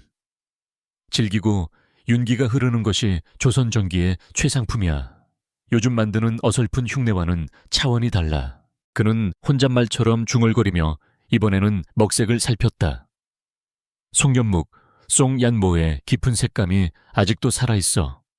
수백 년의 세월에도 빛이 바래지 않았어. 이것만 봐도 보통 물건이 아니야. 웅성거리던 학생들은 모두 숨을 죽였다. 강 교수의 얼굴은 점점 더 창백해졌다. 윤 교수는 이제 두루마리를 조심스럽게 펼쳐 그 안에 적힌 글씨를 읽기 시작했다. 그의 눈이 가늘어졌다. 이 필체는 추사 김정희의 것도 아니고 한석봉의 것도 아니야. 하지만 그의 못지않은 힘과 기품이 있어 절제미와 기백이 함께 살아 숨 쉬는군. 그는 두루마리 끝에 찍힌 희미한 붉은 인장을 확대경으로 들여다보았다. 그의 눈이 순간 크게 뜨였다. 그는 믿을 수 없다는 듯 안경을 고쳐 쓰고 다시 한번 인장을 들여다보았다. 아이, 이것은... 윤 교수는 자리에서 벌떡 일어났다. 그의 얼굴은 충격과 경이로움으로 상기되어 있었다. 보첩지보, 바오디의 지바오. 틀림없는 어보 유바오야. 행정실은 물을 끼얹은 듯 조용해졌다. 보첩지보, 그것은 조선시대 왕실의 족보인 선원보첩에 사용되던 국세였다. 왕의 직인이 찍혔다는 의미였다. 이것은 위조품이 아니오. 윤 교수의 목소리가 행정실 전체에 울려 퍼졌다. 이것은 15세기 세종대왕께서 집현전 학자이자 이 학생의 선조이신 문경공 원징, 공서연수, 주시엔 슈대감에게 하사하신 교서 차오슈 원본이우 공신 책록과 함께 토지와 노비를 하사한다는 내용이 적혀 있어. 역사 속에 기록으로만 존재하고 실물은 임진왜란 때 소실된 것으로 알려졌던 바로 그 교서란 말이오. 충격적인 발표에 모두가 넋을 잃었다. 강 교수는 휘청거리며 벽을 짚었다. 민서와 그녀의 친구들은 입을 떡 벌린 채 굳어버렸다. 창구 직원은 자신이 무슨 짓을 할 뻔했는지 깨닫고 사색이 되었다. 국보가 나타났다. 누군가 외쳤다. 이것의 역사적 가치는 고려 청자와는 비교할 수도 없소. 윤 교수는 흥분을 감추지 못하고 말했다. 한 시대의 정신과 왕의 철학이 담긴 우리 민족의 혼과 같은 물건이야. 그는 지하를 경이로운 눈으로 바라보았다. 학생, 자네는 정말 엄청난 유산을 지니고 있었구먼. 이런 보물을 지닌 가문의 후손이었다니. 지하는 아무 생각도 할 수 없었다. 그저 멍하니 윤 교수를 바라볼 뿐이었다. 낡은 종이 쪼가리가 아니었다. 그것은 역사였고 가문의 명예였으며 왕이 직접 내린 증표였다. 할머니의 말이 꿈속 할아버지의 손짓이 모두 진실이었다. 윤 교수는 교서를 다시 한번 조심스럽게 살피기 시작했다. 그런데 그의 표정이 다시 한번 미묘하게 변했다. 그는 교서를 불빛에 비춰보며 고개를 갸웃거렸다. 이상하군. 종이가 유난히 두꺼워. 마치 두 겹을 붙인 것 같아. 그는 확대경으로 글자 사이사이를 더욱 세밀하게 들여다보았다. 그리고 이 희미한 선들은 뭐지? 글자 밑에 무언가 다른 것이 비쳐 보여. 그는 지아에게 물었다. 학생, 혹시 내가 이 교서를 더 자세히 살펴봐도 되겠나? 특수 조명이 필요한데 내 연구실로 잠시 옮겨도 되겠는가? 지아는 망설임 없이 고개를 끄덕였다. 윤 교수는 교서를 마치 자신의 목숨처럼 소중하게 들고 앞장섰다. 지아와 몇몇 호기심 많은 학생들, 그리고 넋이 나간 강 교수와 행정실 직원들이 그 뒤를 따랐다. 행정실에 남은 학생들은 일제히 휴대폰을 꺼내 이 엄청난 사건을 실시간으로 퍼나르기 시작했다. 서울대 등록금 대란 국보급 교서 등장이라는 자극적인 제목과 함께 윤 교수의 연구실은 책과 자료들로 발 디딜 틈이 없었다. 그는 책상 위에 다른 모든 것을 치우고 교서를 조심스럽게 펼쳐놓았다. 그리고 특수자외선 램프를 가져와 교서 위에 비추었다. 그러자 놀라운 일이 일어났다. 평범한 한지처럼 보였던 종이 위에 푸른빛을 띤 희미한 선들이 거미줄처럼 나타나기 시작했다. 그것은 단순한 선이 아니었다. 산맥의 능선 강줄기의 흐름, 그리고 오래된 한자로 표기된 지명들, 그것은 지도였다. 교서의 글자들 밑에 교묘하게 숨겨진 지도. 이럴 수가. 윤 교수는 숨을 삼켰다. 이것은 비용도 베일롱투다. 비용도요? 지아가 물었다. 그래. 조선시대 왕실에서 전란과 같은 비상사태를 대비해 비밀리에 조성한 군자금 창고의 위치를 그린 지도일세. 왕과 극소수의 신하들만 그 존재를 알고 있었다고 전해지지. 임진왜란과 병자호란을 거치며 그 위치가 완전히 실전된 것으로 알려졌는데 그것이 바로 이 교서 안에 숨겨져 있었던 것이야. 연구실에 있던 모두가 경악했다. 이것은 단순한 국보의 발견이 아니었다. 전설로만 여겨졌던 한 나라의 비밀 창고를 여는 열쇠가 나타난 것이다. 그 안에 무엇이 들어있을지는 아무도 상상할 수 없었다. 윤 교수는 지도를 보며 떨리는 목소리로 말했다. 문경공께서는 단순히 교서를 받은 것이 아니었어. 왕의 가장 깊은 신임을 얻어 이 나라의 마지막 보루를 지키는 임무를 부여받았던 걸세. 그리고 그 비밀을 가문 대대로 이렇게 지켜 내려온 것이고 모든 조각들이 맞춰졌다. 고려청자 그리고 이 교서지도.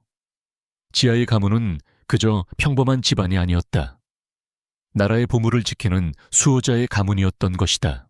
행정실에서의 수모와 비웃음은 이제 아득한 과거의 일처럼 느껴졌다. 지아는 더 이상 돈 때문에 구걸하던 초라한 학생이 아니었다. 그녀는 한 왕조의 비밀을 짊어진 위대한 유산의 상속자였다. 창밖으로 가을 하늘이 그 어느 때보다 높고 푸르게 보였다. 지아의 인생이 다시 한번 그녀 자신도 상상하지 못했던 방향으로 송두리째 바뀌고 있었다. 윤승호 교수의 연구실에서 터져나온 발견은 서울대학교 관악 캠퍼스를 순식간에 마비시켰다. 왕의 비밀지도, 전설 속에나 존재하던 이야기가 현실이 되어 눈앞에 나타난 것이다. 소문은 학생들의 SNS를 통해 빛의 속도로 퍼져나갔고 얼마 지나지 않아 정문을 가득 메운 방송사 취재 차량들이 그 사실을 증명했다. 서지아는 거대한 태풍의 눈이 되어 있었다. 사방에서 터지는 카메라 플래시와 서지아 씨 심경이 어떠십니까? 지도의 소유권은 어떻게 되는 겁니까? 라고 외치는 기자들의 아우성. 그녀는 생전 처음 겪는 혼란 속에서 어찌할 바를 몰랐다. 바로 그때 누군가 그녀의 어깨를 감싸 안으며 인파로부터 그녀를 보호했다. 이현우였다. 제가 길을 열겠습니다. 저만 따라오세요. 그의 낮은 목소리는 혼돈 속에서 유일하게 믿을 수 있는 닷과 같았다. 그는 학교 보안팀과 자신의 수행원들을 동원해 기자들의 장벽을 뚫고 지아를 자신의 차에 태웠다. 차문이 닫히자 세상의 모든 소음이 거짓말처럼 차단되었다. 지아는 그제야 가쁘게 참아왔던 숨을 몰아쉬었다. 고맙습니다. 천만에요. 이현우는 룸미러로 끈질기게 따라붙는 취재 차량들을 확인하며 말했다. 일단 저희 할아버지 댁으로 가는 게 안전하겠습니다. 그곳이라면 아무도 함부로 접근하지 못할 겁니다. 차가 도착한 곳은 성북동에 위치한 이진석 회장의 고택이었다. 현대적인 건축미를 뽐내는 재벌가의 저택들과 달리 수백 년 된 소나무와 기와 담장으로 둘러싸인 그곳은 깊은 역사와 기품을 간직하고 있었다.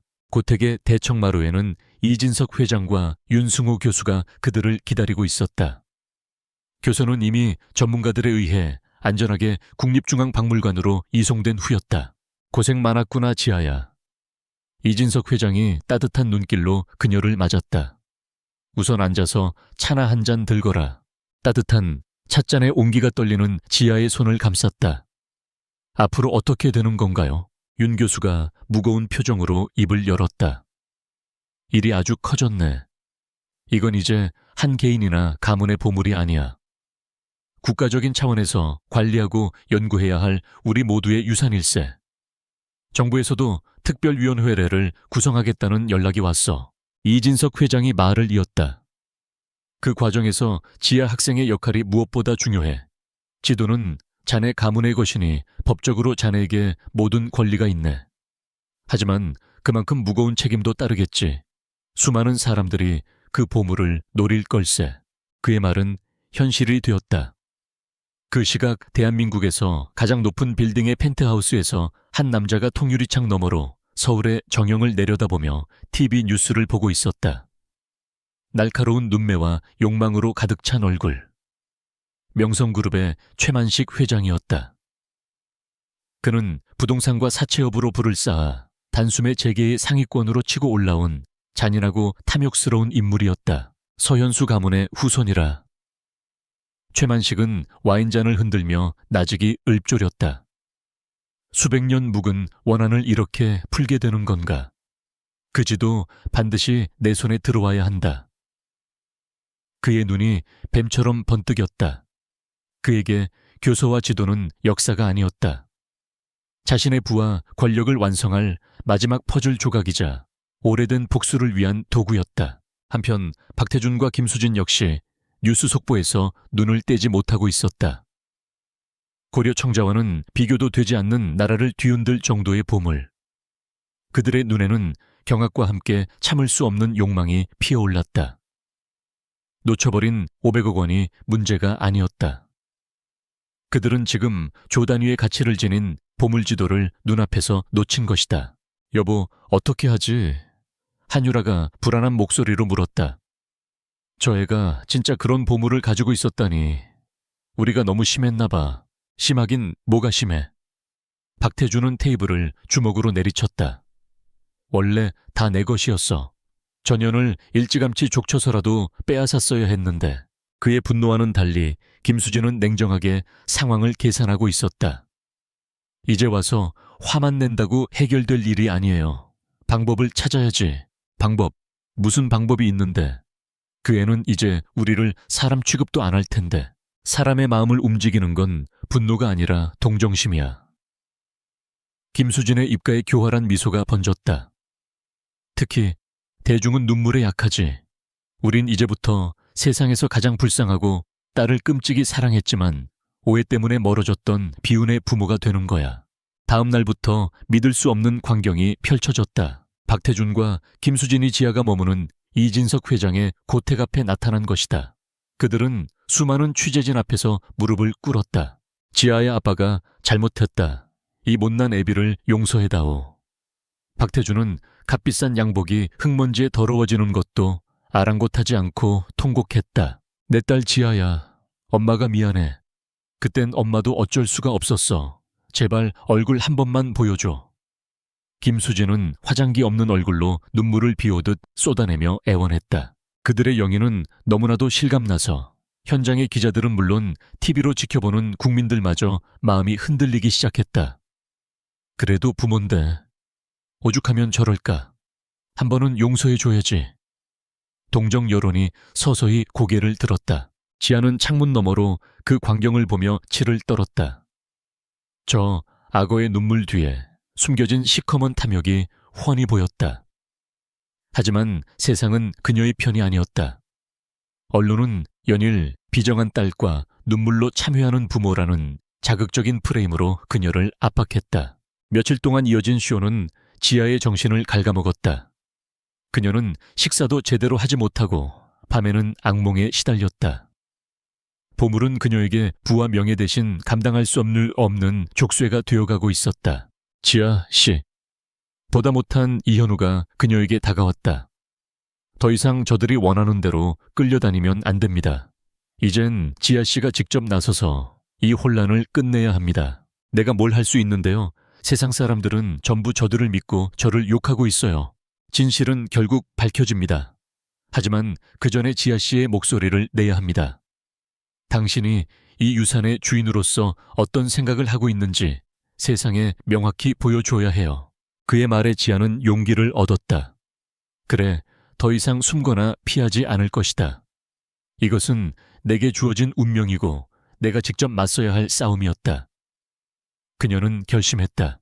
다음 날 지아는 이현우의 도움을 받아 기자회견을 열었다. 장소는 서울대학교 본관 대회의실이었다. 수백 명의 기자들이 몰려들어 발 디딜 틈이 없었다. 박태준과 김수진 역시 딸을 응원하기 위해 맨 앞자리에 앉아 슬픈 표정을 연기하고 있었다. 단상에 선 지아는 잠시 눈을 감고 숨을 골랐다. 수많은 카메라 플래시와 사람들의 시선이 부담스러웠지만 그녀는 더 이상 두렵지 않았다. 그녀는 눈을 뜨고 준비해온 원고 대신 자신의 마음속 이야기를 꺼내기 시작했다. 저는 오늘 제 개인적인 가정사를 해명하기 위해 이 자리에 선 것이 아닙니다. 그녀의 차분하고 단호한 목소리에 장내가 조용해졌다.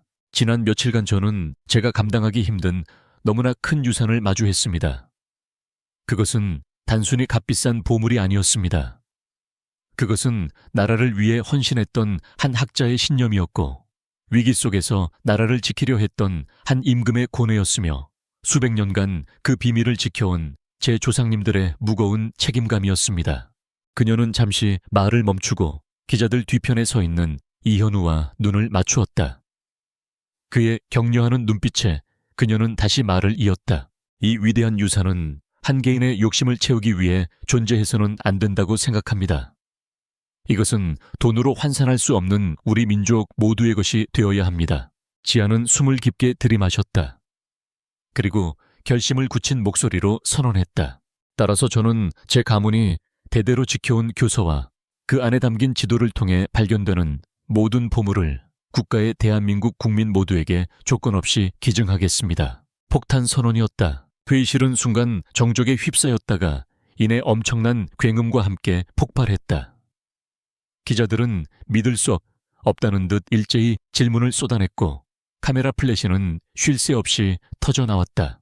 그 혼란 속에서 지아의 시선은 단 두 사람에게 고정되었다. 맨 앞자리에 앉은 박태준과 김수진. 그들의 얼굴에서 슬픔과 참회의 가면은 온데간데 없이 사라져 있었다. 대신 그 자리에는 믿을 수 없다는 경악과 모든 것을 잃었다는 허탈감, 그리고 지아를 향한 지독한 증오와 분노가 뒤섞여 있었다. 그들의 연극이 막을 내리는 순간이었다. 지아는 단상 위에서 그들의 일그러진 얼굴을 똑똑히 마주 보았다. 처음으로 그녀는 그들 앞에서 작아지지 않았다. 오히려 그들을 압도하고 있었다. 그녀는 돈으로는 살 수 없는 가장 강력한 무기, 바로 정의와 명분을 손에 쥔 것이다. 하지만 그녀는 알고 있었다. 이것은 끝이 아니라 새로운 시작일 뿐이라는 것을. 그녀의 고결한 선택은 보물을 노리는 진짜 맹수, 최만식에 잠자던 탐욕을 깨우는 계기가 될 것이었다. 싸움은 이제부터 시작이었다. 국립중앙박물관 기증식 행사장. 그곳은 대한민국의 역사와 문화가 살아 숨쉬는 성전과도 같았다. 높은 천장 아래 수백 명의 사람들이 숨을 죽이고 있었다. 정부 고위 관료들, 학계의 원로들, 재계의 총수들, 그리고 이 역사적인 순간을 담기 위해 모인 수백 명의 취재진. 그 모든 시선의 중심에 서지아가 서 있었다. 그녀는 단정하게 빗어넘긴 머리에 차분한 검은색 원피스를 입고 있었다. 더 이상 등록금을 걱정하던 초라한 학생의 모습은 찾아볼 수 없었다. 지난 며칠간 겪은 폭풍우가 그녀를 더욱 단단하고 기품 있게 만들었다. 그녀의 곁에는 휠체어에 앉은 할머니 박순자가 조용히 손을 잡아주고 있었다. 할머니의 주름진 얼굴에는 자랑스러움과 안도감이 어려 있었다. 단상 위에는 장관과 박물관장이 나란히 앉아 있었고 그들 옆에는 윤승호 교수가 증인 자격으로 참석해 있었다. 지하의 맞은편 귀빈석에는 이진석 회장과 이현우가 든든한 모습으로 앉아 있었다. 그리고 저 멀리 대중석 한가운데에는 김수진이 앉아 있었다.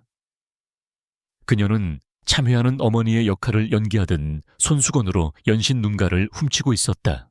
박물관장의 상찬으로 가득한 연설과 문화체육관광부 장관의 격려사가 이어졌다. 모두가 지아의 고결한 결정을 칭송하며 그녀를 시대를 초월한 애국자라 축혀 세웠다. 마이크 앞에 선 지아는 잠시 할머니와 이현우를 바라보고 마음을 가다듬었다. 이 자리에 서게 되어 영광입니다. 그녀의 목소리는 떨리지 않았다. 오늘 제가 이곳에 바치는 것은 단순한 종이 한 장이 아닙니다. 그것은 나라를 사랑했던 한 선비의 마음이며 그 마음을 알아준 한 임금의 믿음입니다. 그리고 그 믿음을 수백 년간 지켜온 제 조상님들의 묵묵한 헌신입니다. 부디 이 유산이 탐욕의 대상이 아닌 우리 모두의 긍지가 되기를 바랍니다. 짧은 연설이 끝나자 우레와 같은 박수 소리가 터져 나왔다. 이제 행사의 마지막 순서, 교서와 지도의 실물을 공개하고 국가에 헌납하는 순간이었다. 무대 중앙으로 특수 제작된 방탄유리함이 옮겨졌다. 그 안에는 지아가 발견했던 바로 그 교서가 고이 놓여 있었다. 박물관의 최고 전문가 2명이 흰 장갑을 낀 채 경건한 손길로 함의 잠금 장치를 풀었다. 모든 카메라가 일제히 그곳을 향해 주민했다.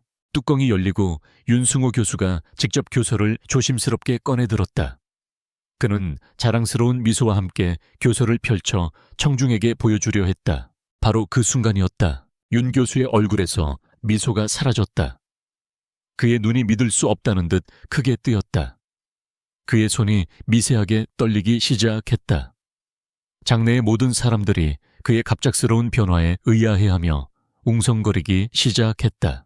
교수님, 무슨 일이십니까? 사회자가 당황하며 물었다. 윤 교수는 대답이 없었다.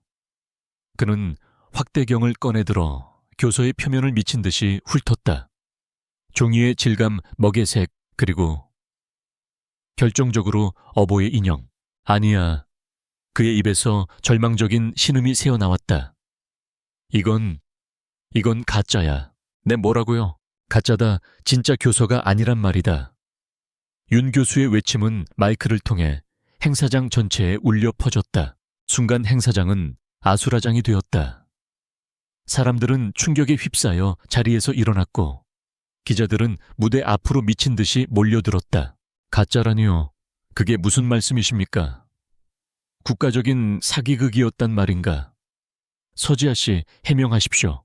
지아는 아무 소리도 들리지 않았다. 그녀의 머릿속은 텅 비어버렸다. 가짜라니. 그럴 리가 였었다.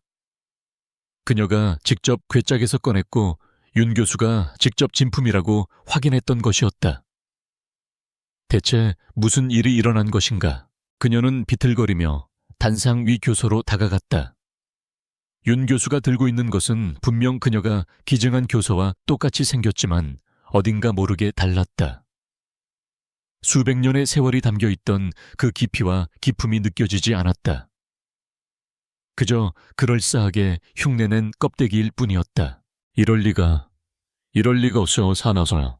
이현우가 단상 위로 뛰어 올라와 충격에 빠진 지아를 부축했다. 이진석 회장 역시 침통한 얼굴로 무대 위로 올라와 상황을 수습하려 했다. 모두 진정하십시오. 뭔가 착오가 있는 것 같습니다. 정밀 조사가 필요합니다. 쉬자엠비샤. 하지만 이미 엎질러진 물이었다. 배신감과 분노에 휩싸인 여론은 순식간에 지아에게 모든 비난의 화살을 돌렸다. 국민을 상대로 사기를 쳐. 애국자인 척하더니 결국 쇼였어. 당장 저 여자 체포해. 바로 그때 한 기자가 군중 속에서 날카롭게 외쳤다. 마치 준비라도 한 것처럼. 세어지아 씨, 당신의 어머니인 김수진 씨가 어젯밤 최만식 회장의 측근과 은밀히 만나는 장면이 목격됐다는 제보가 있습니다. 이번 일과 관련이 있는 것 아닙니까? 그 질문에 모든 시선이 대중석에 앉아있던 김수진에게로 쏠렸다. 그녀는 당황한 기색이 역력했다. 비극의 여주인공처럼 눈물을 흘리던 그녀의 얼굴은 하얗게 질려 있었다. 무슨 말도 안 되는 소리예요. 전 아무것도 몰라요. 그녀의 부자연스러운 부정이 오히려 의심을 증폭시켰다. 사람들은 수군거리기 시작했다. 엄마랑 짜고 친 고스톱이었나? 최만식 회장이라면 충분히 가능성 있어. 지아는 어머니를 바라보았다. 그 순간 지난 모든 일들이 퍼즐 조각처럼 맞춰졌다. 청담동 저택에서 그녀를 차갑게 내쳤던 어머니. 기자회견 후 용서를 구한다며 찾아와 그녀의 주변을 맴돌았던 어머니. 그녀가 교서를 박물관에 인계하기 전 마지막으로 집에 들렀을 때 차를 타주겠다며 잠시 자리를 비우게 했던 바로 그 순간 어머니가 한 짓이었다. 지독한 배신감이 온몸을 휘감았다. 두 번이나 자신을 버렸던 어머니가 이제는 자신의 모든 것 가문의 명예와 조상의 유산마저 빼앗아 나락으로 떨어뜨린 것이다. 어머니, 왜? 지아의 절망적인 속삭임은 기자들의 고함 소리에 묻혔다. 경호원들과 경찰들이 단상 위로 올라오기 시작했다. 그녀를 사기죄 현행범으로 연행하려는 것이었다. 안외. 할머니가 휠체어에서 일어나려는 듯 몸부림쳤지만 역부족이었다. 이현우가 지아의 앞을 막아서며 외쳤다. 아직 아무것도 밝혀진 게 없습니다. 함부로 손대지 마십시오. 하지만 그 누구도 그의 말을 듣지 않았다. 지아는 이제 국가를 상대로 희대의 사기극을 벌인 범죄자일 뿐이었다. 모든 것이 끝났다고 생각한 순간 지아의 뇌리에 섬광처럼 스치는 기억이 있었다. 다락방에서 괴짝을 정리하다가 발견했던 증조 할머니의 낡은 일기장. 그곳에 적혀있던 의미를 알 수 없었던 한 구절. 우리 집 괴짝에는 심장이 2개란다. 하나가 멈추면 다른 하나가 뛰기 시작하지. 심장이 2개. 그것은 단순한 비유가 아니었다. 지아는 자신을 붙잡으려는 경호원들의 손을 뿌리치고 무대 한편에 전시되어 있던 낡은 오동나무 괴짝으로 달려갔다. 지아야, 위험해. 모두가 그녀의 돌발 행동에 놀라 소리쳤다. 지아는 괴짝 앞에 무릎을 꿇었다. 그녀는 괴짝의 안쪽을 미친 듯이 더듬기 시작했다. 매끄러운 나무 표면. 하지만 그녀는 포기하지 않았다. 일기장의 구절을 되뇌며 손끝의 모든 감각을 집중했다. 심장이 멈추면 다른 심장이 뛴다. 그녀의 손가락 끝에 아주 미세하게 튀어나온 부분이 느껴졌다. 겉으로 봐서는 전혀 알 수 없는 나무의 결 속에 교묘하게 숨겨진 작은 돌기였다. 지아는 숨을 참고 그곳을 힘껏 눌렀다. 딸깍, 아주 작지만 분명한 소리가 났다. 그리고 괴짝의 바닥이었던 부분이 마치 비밀의 문처럼 소리 없이 위로 솟아오르기 시작했다. 괴짝의 거짓바닥 밑으로 수백 년간 잠들어 있던 또 다른 공간이 모습을 드러냈다. 그 안에는 빛바랜 비단보에 쌓인 무언가가 들어있었다. 행사장의 모든 사람들이 숨을 죽인 채 그 광경을 지켜보고 있었다.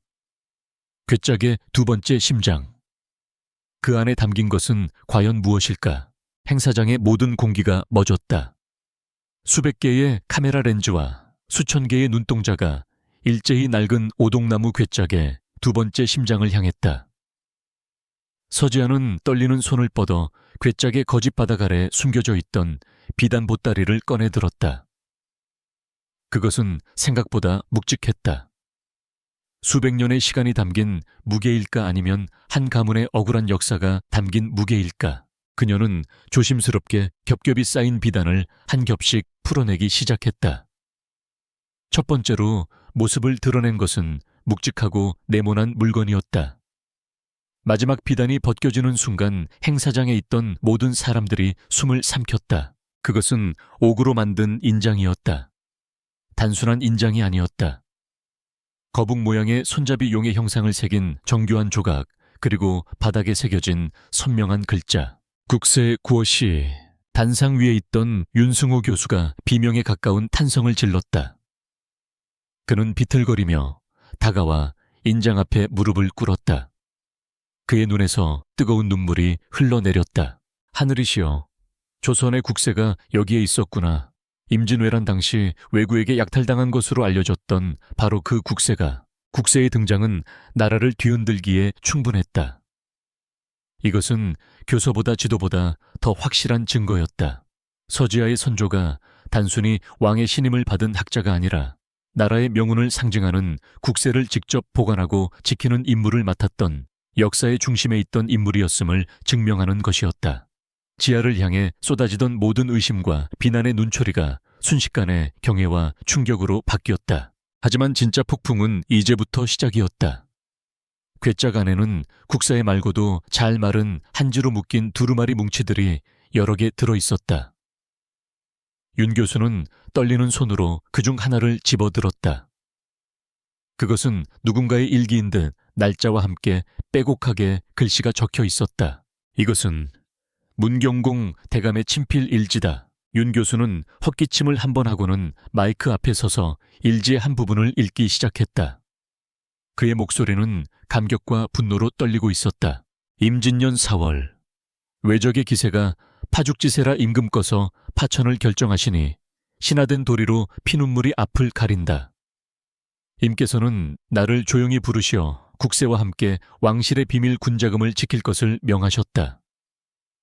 또한 적을 속이기 위한 가짜 교서와 지도를 만들라 하시니 이는 나라의 마지막 희망을 지키기 위한 고육지책이라. 행사장은 이제 완벽한 침묵에 휩싸였다. 모두가 역사의 한복판에 서 있는 듯 숨을 죽이고 윤 교수의 목소리에 귀를 기울였다.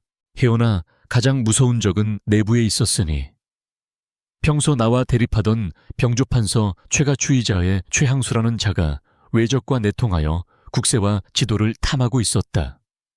그는 내가 군자금을 빼돌려 역모를 꾀하려 한다고 무고하였고 외적을 길잡이하여 나를 쫓았다. 나는 가짜 지도를 그들의 손에 넘겨 시간을 버는 한편 진짜 국세와 내 모든 기록을 이 괴짝의 비밀 공간에 숨겨 후세를 도모하기로 하였다. 하늘이시여 언젠가 나의 후손이 이 글을 발견하여 가문의 억울한 누명을 벗기고 최가의 반역죄를 만천에 알려 역사를 바로 세우는 날이 오게 하소서. 모든 것이 명확해졌다. 이것은 단순한 보물찾기가 아니었다. 수백 년간 이어져 온 거대한 음모와 배신, 그리고 그것을 바로잡으려는 한 가문의 처절한 기록이었다. 바로 그때 단상 아래에 있던 이현우가 움직였다. 그는 자신의 태블릿 PC를 행사장 대형 스크린과 연결했다. 그리고 마이크를 잡았다. 방금 들으신 일지 속의 반역자 최항수, 그리고 오늘 서지아 씨가 기증하려 했던 진짜 교서를 빼돌리고 이 모든 혼란을 조장한 사람. 이 두 사람 사이에는 한 가지 공통점이 있습니다. 스크린의 두 개의 족보가 나란히 나타났다. 하나는 조선시대의 낡은 족보였고 다른 하나는 현대의 가족관계 등록부였다. 두 족보는 명백하게 한 사람을 가리키고 있었다. 바로 명성그룹의 최만식 회장이 최항수의 직계 후손이라는 사실입니다. 이현우의 선언에 행사장은 다시 한번 술렁였다. 우연의 일치라고 하기에는 너무나도 기묘했다. 이현우는 멈추지 않았다. 최만식 회장은 선조의 방식 그대로 부정한 방법으로 부를 축적하고 권력을 탐해왔습니다. 저희 신화그룹은 지난 몇 달간 그의 비자금 조성과 주가 조작, 그리고 정경유착의 증거를 추적해왔습니다.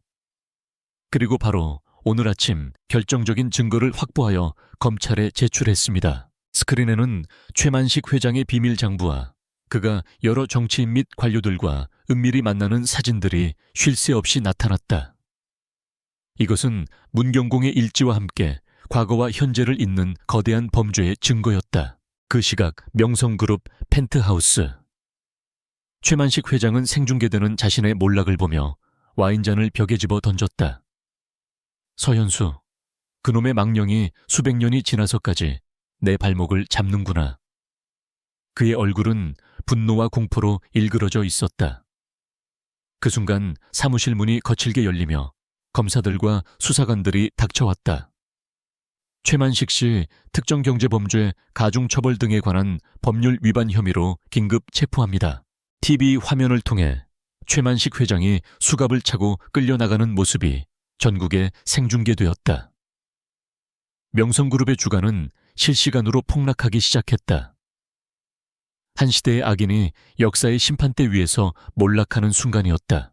박물관 행사장에서는 모든 것을 잃었다는 사실에 넋이 나간 김수진에게 수사관들이 다가왔다. 김수진 씨, 국보절도 및 사기 공모 혐의로 체포합니다. 묵비권을 행사할 수 있으며 그녀는 아무런 저항도 하지 못한 채 힘없이 수갑을 받아들였다. 그것으로 끝이 아니었다. 방송사에서는 속보가 터져 나왔다. 박태준 전무딸 서지아 씨를 상대로 한 무고 및 사기 소송 혐의로 검찰 조사를 받게 될 예정입니다. 또한 그가 추진하던 대규모 건설 프로젝트에서 수백억 원대의 비리가 포착되어 탐욕에 눈이 멀었던 자들이 모두 역사의 이름 아래 혹은 법의 이름 아래 차례차례 무너져 내렸다. 소란이 잦아든 박물관. 이제 남은 것은 깊은 침묵과 역사의 무게뿐이었다. 지아는 괴짝 앞에 서서 자신의 손으로 직접 꺼낸 국세를 가만히 내려다보았다. 그녀는 단순히 가문의 누명을 벗긴 것이 아니었다. 비뚤어진 역사의 한 페이지를 바로잡은 것이다. 그녀는 고개를 들어 할머니를 보았다. 할머니의 눈에서는 기쁨과 슬픔이 뒤섞인 눈물이 흐르고 있었다. 그녀는 지아의 손을 잡으며 속삭였다. 고맙다 내 강아지. 네 할아버지가 그리고 우리 조상님들이 하늘에서 기뻐하실 게다. 그리고 지아는 이현우를 보았다. 그는 아무 말 없이 깊은 존경과 따뜻한 신뢰가 담긴 눈빛으로 그녀를 바라보고 있었다. 그 시선 속에서 지아는 비로소 자신이 더 이상 혼자가 아니라는 것을 깨달았다. 정의는 실현되었다. 하지만 지아는 알고 있었다. 그녀의 어깨 위에 이제는 한 가문을 넘어 한 나라의 역사를 지켜야 하는 무거운 책임감이 내려앉았음을. 그녀의 진짜 이야기는 이제부터 시작이었다. 1년이라는 시간이 흘렀다. 격동의 폭풍우가 휩쓸고 간 자리에는 이제 잔잔하고 새로운 일상이 뿌리를 내리고 있었다. 서지아의 삶은 완전히 달라져 있었다. 그녀는 더 이상 아르바이트와 학업에 쫓기는 평범한 학생이 아니었다. 국가는 국보와 왕실 비자금의 발견 및 기증에 대한 공로를 인정하여 그녀에게 상당한 액수의 포상금을 지급했다. 지아는 그 돈의 대부분을 사회에 환원했다. 그녀는 자신의 이름을 딴 문경공 문화유산, 재단을 설립하여 잊혀가는 우리의 문화유산을 발굴하고 젊은 역사학자들을 후원하는 일에 앞장섰다. 가장 고결한 상속자라는 별명과 함께 그녀는 존경받는 젊은 사회운동가로 자리매김했다. 그녀의 곁에는 언제나처럼 이현우가 있었다. 그는 지아의 가장 든든한 후원자이자 조언자였고 때로는 유일하게 속마음을 털어놓을 수 있는 친구였다. 최만식 회장과 명성그룹의 몰락 이후 신화그룹은 대한민국 재계에 독보적인 위치를 굳혔다. 이현우는 그 거대한 그룹의 차기 회장으로서 눈코 뜰 새 없이 바빴지만 그의 시간은 언제나 지아를 위해 비워져 있었다. 박태준과 김수진은 법의 심판을 받았다. 그들은 수감되었고 그들의 이름은 세간의 기억 속에서 서서히 잊혀갔다. 지아는 가끔 그들을 생각했지만 이제 그 감정은 분노나 증오가 아닌 씁쓸한 연민에 가까웠다. 가장 큰 변화는 삼청동의 낡은 한옥에서 일어났다. 지아는 포상금의 일부를 사용해 전문가의 자문을 받아 옛 모습 그대로 집을 복원했다. 낡고 스산했던 집은 이제 전통의 아름다움과 현대의 편안함이 조화를 이루는 따뜻하고 기품 있는 공간으로 재탄생했다. 그리고 그 집의 볕이 가장 잘 드는 방에는 할머니 박순자가 평화로운 미소와 함께 앉아 있었다. 기적처럼 건강을 회복한 할머니는 손녀딸이 일궈낸 모든 것을 자랑스러운 눈으로 지켜보았다. 할머니의 웃음소리가 다시 집안을 가득 채우는 것. 그것이 지아에게는 그 어떤 보물보다 값진 것이었다. 어느 맑은 가을 날 오후였다.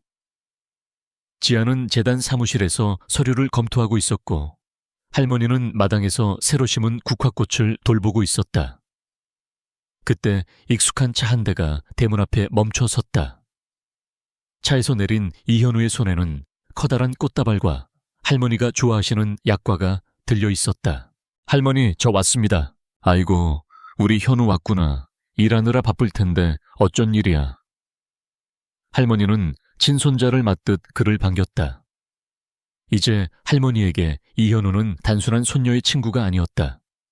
곁에서 손녀를 지켜주고 아껴주는 가족과도 같은 존재였다. 지아 씨 보러 왔습니다. 현우는 장난스럽게 웃으며 지아의 사무실로 향했다. 지아는 서류에서 눈을 떼고 그를 맞았다.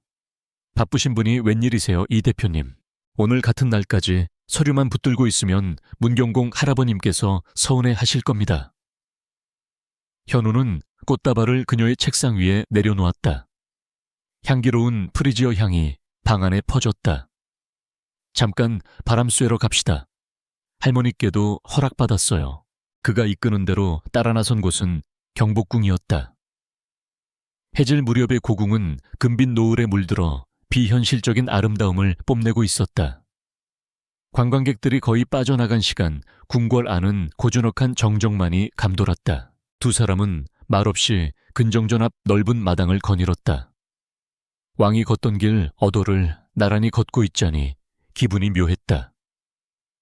수백 년 전 이곳에서 역사가 만들어졌고 그 역사의 한가운데에 지아의 조상이 서 있었다. 1년 전 오늘이 생각나네요. 현우가 먼저 침묵을 깼다. 박물관에서 모두가 당신을 비난할 때 당신이 괴짝을 열었던 바로 그날. 그때 정말 현우 씨가 없었으면 어땠을지 상상도 안 가요. 지아가 진심을 담아 말했다. 아니요. 제가 없었어도 당신은 해냈을 겁니다. 현우는 걸음을 멈추고 지아를 돌아보았다. 그의 눈빛은 그 어느 때보다 진지했다. 당신은 내가 아는 그 누구보다 강한 사람이니까요. 당신은 단순히 보물을 물려받은 게 아니에요. 당신은 그 보물을 지켜낼 자격과 용기를 함께 물려받은 겁니다. 그는 지아의 손을 부드럽게 잡았다. 지아 씨, 지난 1년 동안 당신은 당신의 과거와 유산을 정리하고 그것을 모두의 것으로 만들었습니다. 당신 가문의 역사를 바로 세웠죠. 이제 당신의 과거가 아닌 우리의 미래를 함께 만들어가고 싶습니다. 현우는 품속에서 작은 상자를 꺼냈다. 상자 안에는 화려한 다이아몬드 반지 대신 비취색 옥을 섬세하게 조각해 만든 고와한 가락지가 들어있었다. 마치 1000년 전의 고려 청자를 닮은 빛깔이었다. 서지아 씨, 그는 지아의 앞에 한쪽 무릎을 꿇었다. 대한민국에서 가장 강력한 기업의 젊은 총수가 한 여인 앞에서 자신의 모든 것을 내려놓고 있었다. 저는 당신처럼 위대한 역사를 물려받지는 못했습니다. 하지만 당신과 함께라면 사랑과 신뢰, 그리고 존중으로 가득 찬 우리만의 새로운 역사를 만들어갈 수 있다고 믿습니다. 당신의 기쁨과 슬픔을, 당신의 과거와 미래를 제가 평생 함께 지고 가겠습니다. 저와 결혼해 주시겠습니까? 지아의 눈에서 눈물이 흘러내렸다. 그것은 더 이상 슬픔이나 고통의 눈물이 아니었다. 벅찬 행복과 감사의 눈물이었다. 그녀는 지난 시간 동안 겪었던 모든 시련과 아픔이 바로 이 순간을 위한 긴 여정이었음을 깨달았다. 그녀는 고개를 끄덕였다. 네, 그럴게요. 현우는 환한 미소와 함께 일어나 그녀의 손가락에 옷가락지를 끼워주었다. 가락지는 마치 처음부터 그녀의 것이었던 것처럼 꼭 맞았다. 그는 지아를 부드럽게 자신의 품으로 끌어당겼다. 두 사람은 경복궁의 장엄한 정악들을 배경으로 지는 노을 아래 오랫동안 서로를 안고 있었다. 수백 년의 역사가 잠든 이 공간에서 이제 막 새로운 역사가 시작되고 있었다. 그것은 왕이나 재벌의 거창한 역사가 아니었다. 서로의 상처를 보듬고 서로의 유산을 존중하며 함께 미래를 만들어갈 두 사람의 소박하지만 위대한 사랑의 역사였다. 저 멀리 삼청동 한옥의 창문 너머로 할머니가 두 사람을 보며 흐뭇하게 미소 짓고 있었다. 하늘에서는 문경공 할아버지의 온화한 눈빛이 그들을 축복하듯 가만히 내려다보고 있는 듯했다.